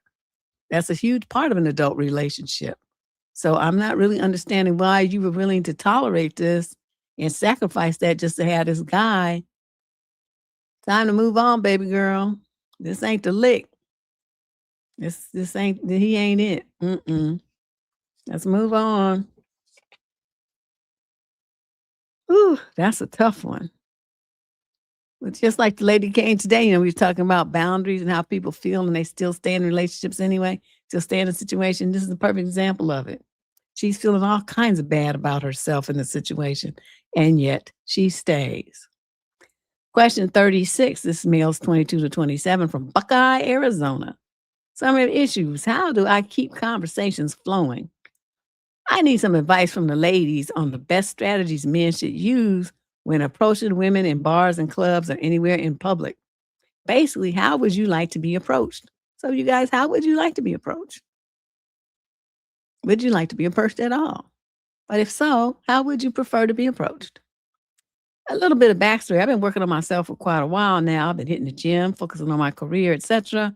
And I feel like I'm finally in a place to find a woman. I have approached women before, and the initial part, I get good vibes, like the initial attraction is okay. But then I struggle to keep a conversation going. Most of the time, I will ask them their name and maybe give them a compliment. And then I'm stuck on how to get a conversation going. Do you have any tips for me on how to start a conversation and keep it going? Like, ladies of the squad, what do you like to talk about? I will be listening and reading the chat too. Thank you so much. How do you, most of the time I ask them their name and maybe give them a compliment, then I'm stuck on how to get a conversation going. Well, dude, I mean, is it hard to have a conversation? I guess it is, because y'all from that texting generation, you don't really have conversation. You just text people to death. It just drives me crazy. Even in emails and stuff, like at work, they be using them text abbreviations. Supposed to be professional emails. Yeah, she definitely in that. Her 5 years down the drain. Well, better than 6, and that's what I would say. But how do you keep a conversation? I don't know. I just, usually what works for me is, there's something in the environment that you're in that you can start, you can comment on, ask their opinion about. Or like if you're at an event, something about the event, about the speaker, about the product, about the show, about the entertainers, about the movies, about whatever. The conversation about whatever's going on around you is always a good place to start. And usually they kind of monkey branch off into, other things. You start talking about, I don't know, something in the movie, and then they start talking about other movies, and they start talking about arts and talking about, music. I mean, it just kind of branches from there. So here's an idea from Ash. She says to start a conversation calmly, slowly, and with respecting personal space, because you specifically said in public. Ask general, easy questions and be natural. Those are good tips. The main thing you do not want to do is start talking about anything that's up under her clothes, her body. You want to avoid those conversations. Those are gross. Those are guaranteed to turn a woman smooth the fuck off. We don't like that. And that's not going to work. But, you see stuff online. I mean, I don't know, you just got to relate it to where you are. That's what I always do. Like, even if I'm somewhere out in public and something goes by, he's like, oh, I saw something today online, such a that relates to something that just that just happened, or something that's about the environment that I'm in. And, start asking what their opinion is, or talking about that thing. And like I said, it always branches off into something else anyway. So it's not like you just have to sit there and keep endlessly coming up with stuff to talk about. They should be contributing to the conversation as well. So it's not always on you. But yeah, that was a good tip that she gave. The respectful part for you, since you in public, don't come all up on a woman all up in her personal space. That's very threatening, and it's kind of scary. So let's see. This one is interesting. Question 37. She's 28 to 34 in the UK. The male is 42 to 49. So 28 to 34, 42 to 49. So he's considerably older. Summary issue: my boyfriend's consistent and mounting suspicion of my relationship with my little brother has started to show his deep insecurity, where he seemed to think of my brother as a threat. He acts gloomy and weird and paranoid around my brother, and I'm super uncomfortable by his behavior and unsure of how to broach the subject with him. We've dated for 3 years. He's always been weird about my younger brother, who's 29 now. But now it's starting to make sense why. He's clearly and deeply insecurely jealous of him for reasons I cannot fathom. I know he has some slight insecurity in general, don't we all? But I'm beginning to see it becoming a problem for us.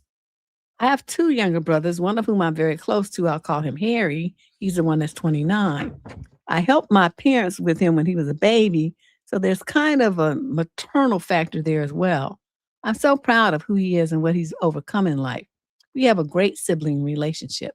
He's really one of the best friends I've ever had and one of the best people I know. He's always been a kind and gentle soul since he was a baby, and I love him dearly. It started out with TJ, I guess that's the boyfriend, making a comment when we got back home from a family dinner with my brothers, their wives, and my mom. He said something like, Harry was lying when he said that thing. And I laughed and told him, no, he was just making a joke. But my boyfriend seemed really bothered by it. I thought it was bizarre, as it was an obvious joke, but chalked it up to simple miscommunication. Okay.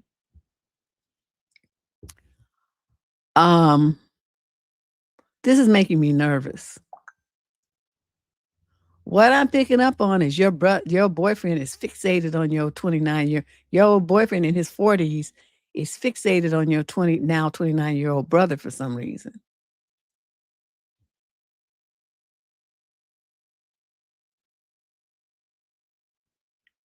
It's making me feel anxiety for Harry. Like, this guy, I would be concerned that he might physically attack or assault Harry for some reason in his mind, where he sees him as a threat in some way. I'm not getting good vibes here. Okay, so months later, TJ thought I was trying to cheat on him with one of my guy friends. I kept giving him my phone and computer to show him that nothing was happening between me and said guy friend. I asked why he would even think such a thing, and he kept saying, he looks just like your brother. I honestly don't know what to say to that, because number one, the guy friend and Harry share very few physical traits besides hair color. And number two, what on earth has that got to do with anything? See what I mean? Now he's got her in a sexual relationship with her brother. Why was Harry getting roped into this? The cheating episode was eventually resolved, but that stuck with me as something very odd. And yet you still seeing him. You're not seeing where this guy is a threat to your brother? Girl, what is wrong with you?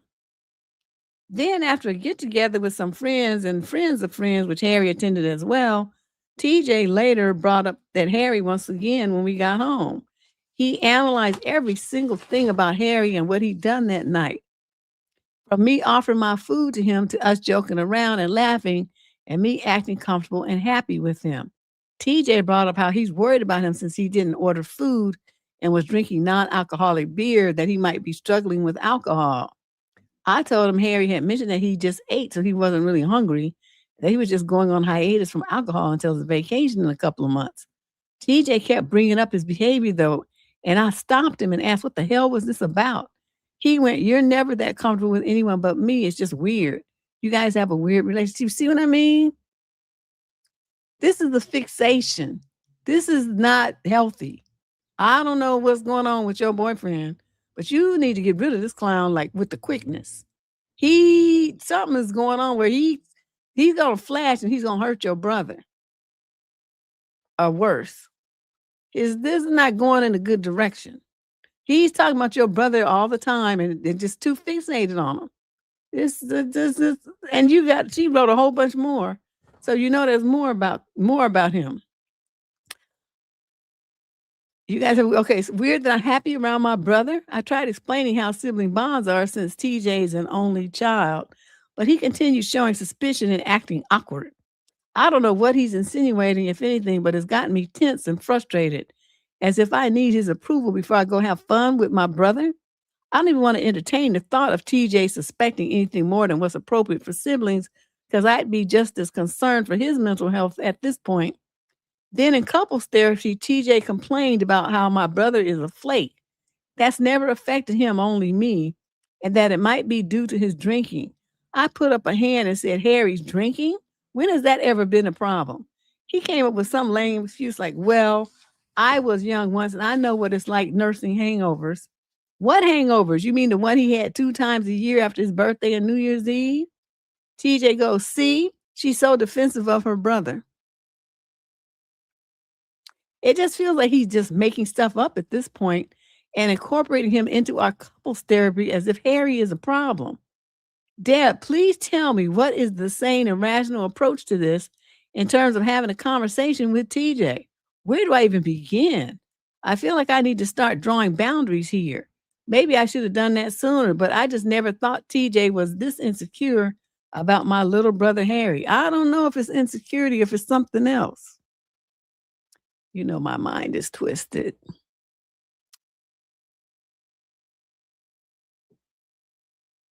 I mean, like, have you checked TJ's popcorn history on his phone or computer? Does he look at any images with men together? Do any of the men in those images look like Harry? I would start there. You think I'm kidding? This is not normal. This is not normal.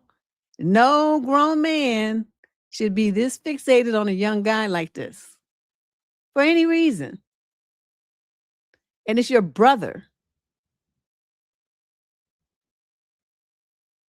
I mean, am I the only one thinking this way? I mean, you know, I know I could be wrong, even though I doubt it.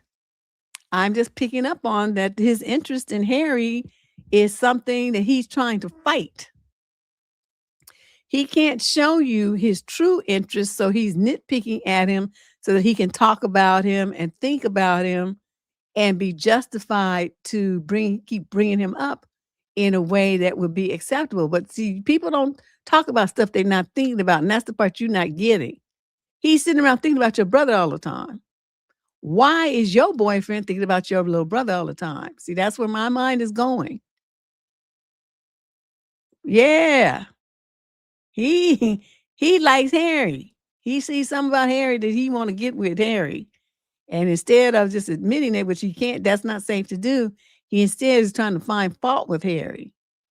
But see, that way he still gets to think about Harry and talk about Harry and, you know, be looking at Harry and just bringing up Harry all the time under the guise of, you know, criticizing him. But he wouldn't be having nothing to criticize if he wasn't sitting around thinking about Harry all the damn time. Girl, you better figure out what you're going to do with this clown. Like, get rid of him. You need to protect your brother. And if I were you, once I broke up with him, I would tell everybody in my family so it could help protect Harry from this guy. This guy don't sound like he's wrapped too tight. This is scary. Like if I had somebody and he was talking about my little brother like that all the time, I would tell my other 2 brothers and be like, y'all better watch out and protect him. Make sure everybody around him, all his frat brothers, everybody knows what's going on. Because dude sounds like he's not wrapped too tight. And I want to make sure that everybody knows what to watch out for. Just what he looked like. Here go his picture. Yeah, he's obsessed. He just, you know, this is like stalker level stuff. And why? Because he likes him, but he just hasn't admitted it. He's on a DL in his mind. He hasn't come out the closet yet. But there's something about Harry that's drawing him in. to him. That's not good.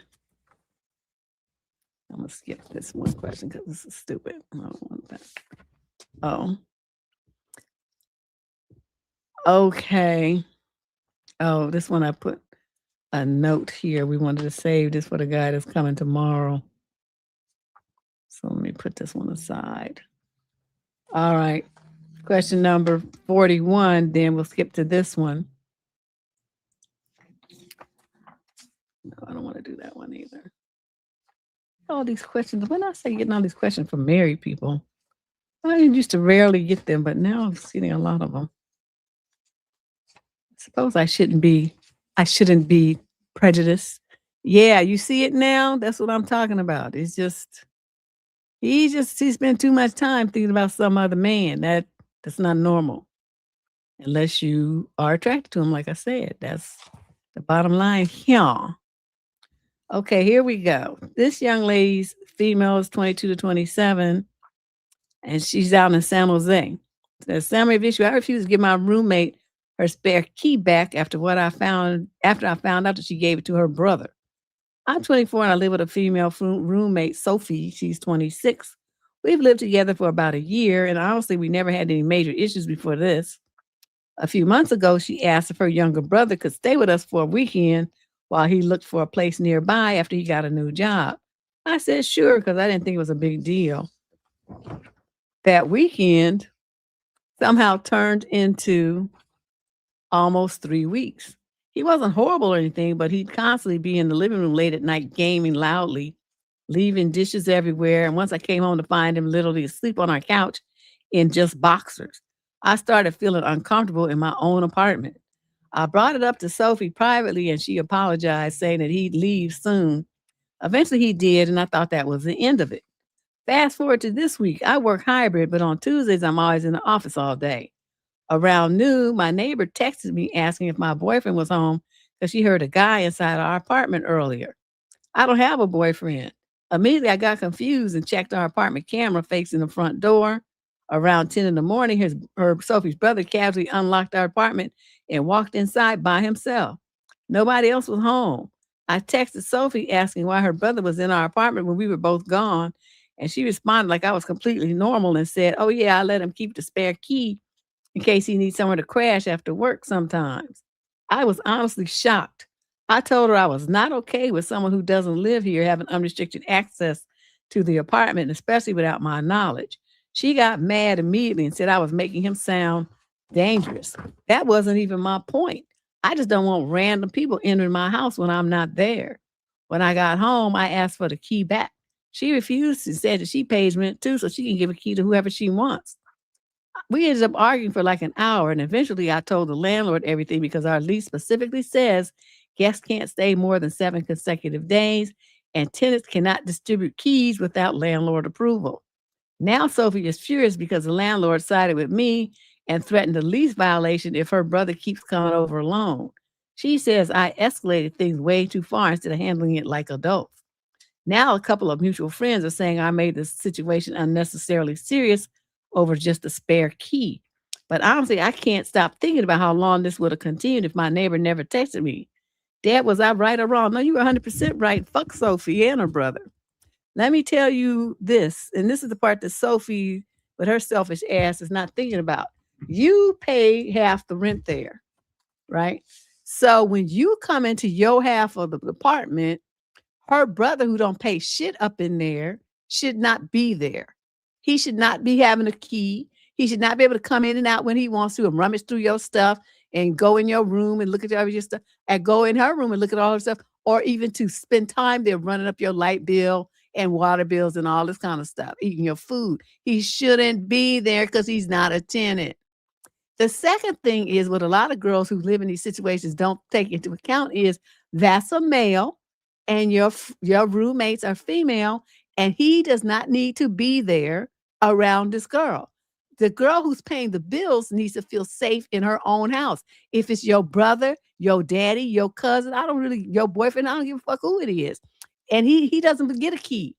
The woman who lives there is the top priority. Her safety and peace of mind matters more than your sex life or your family.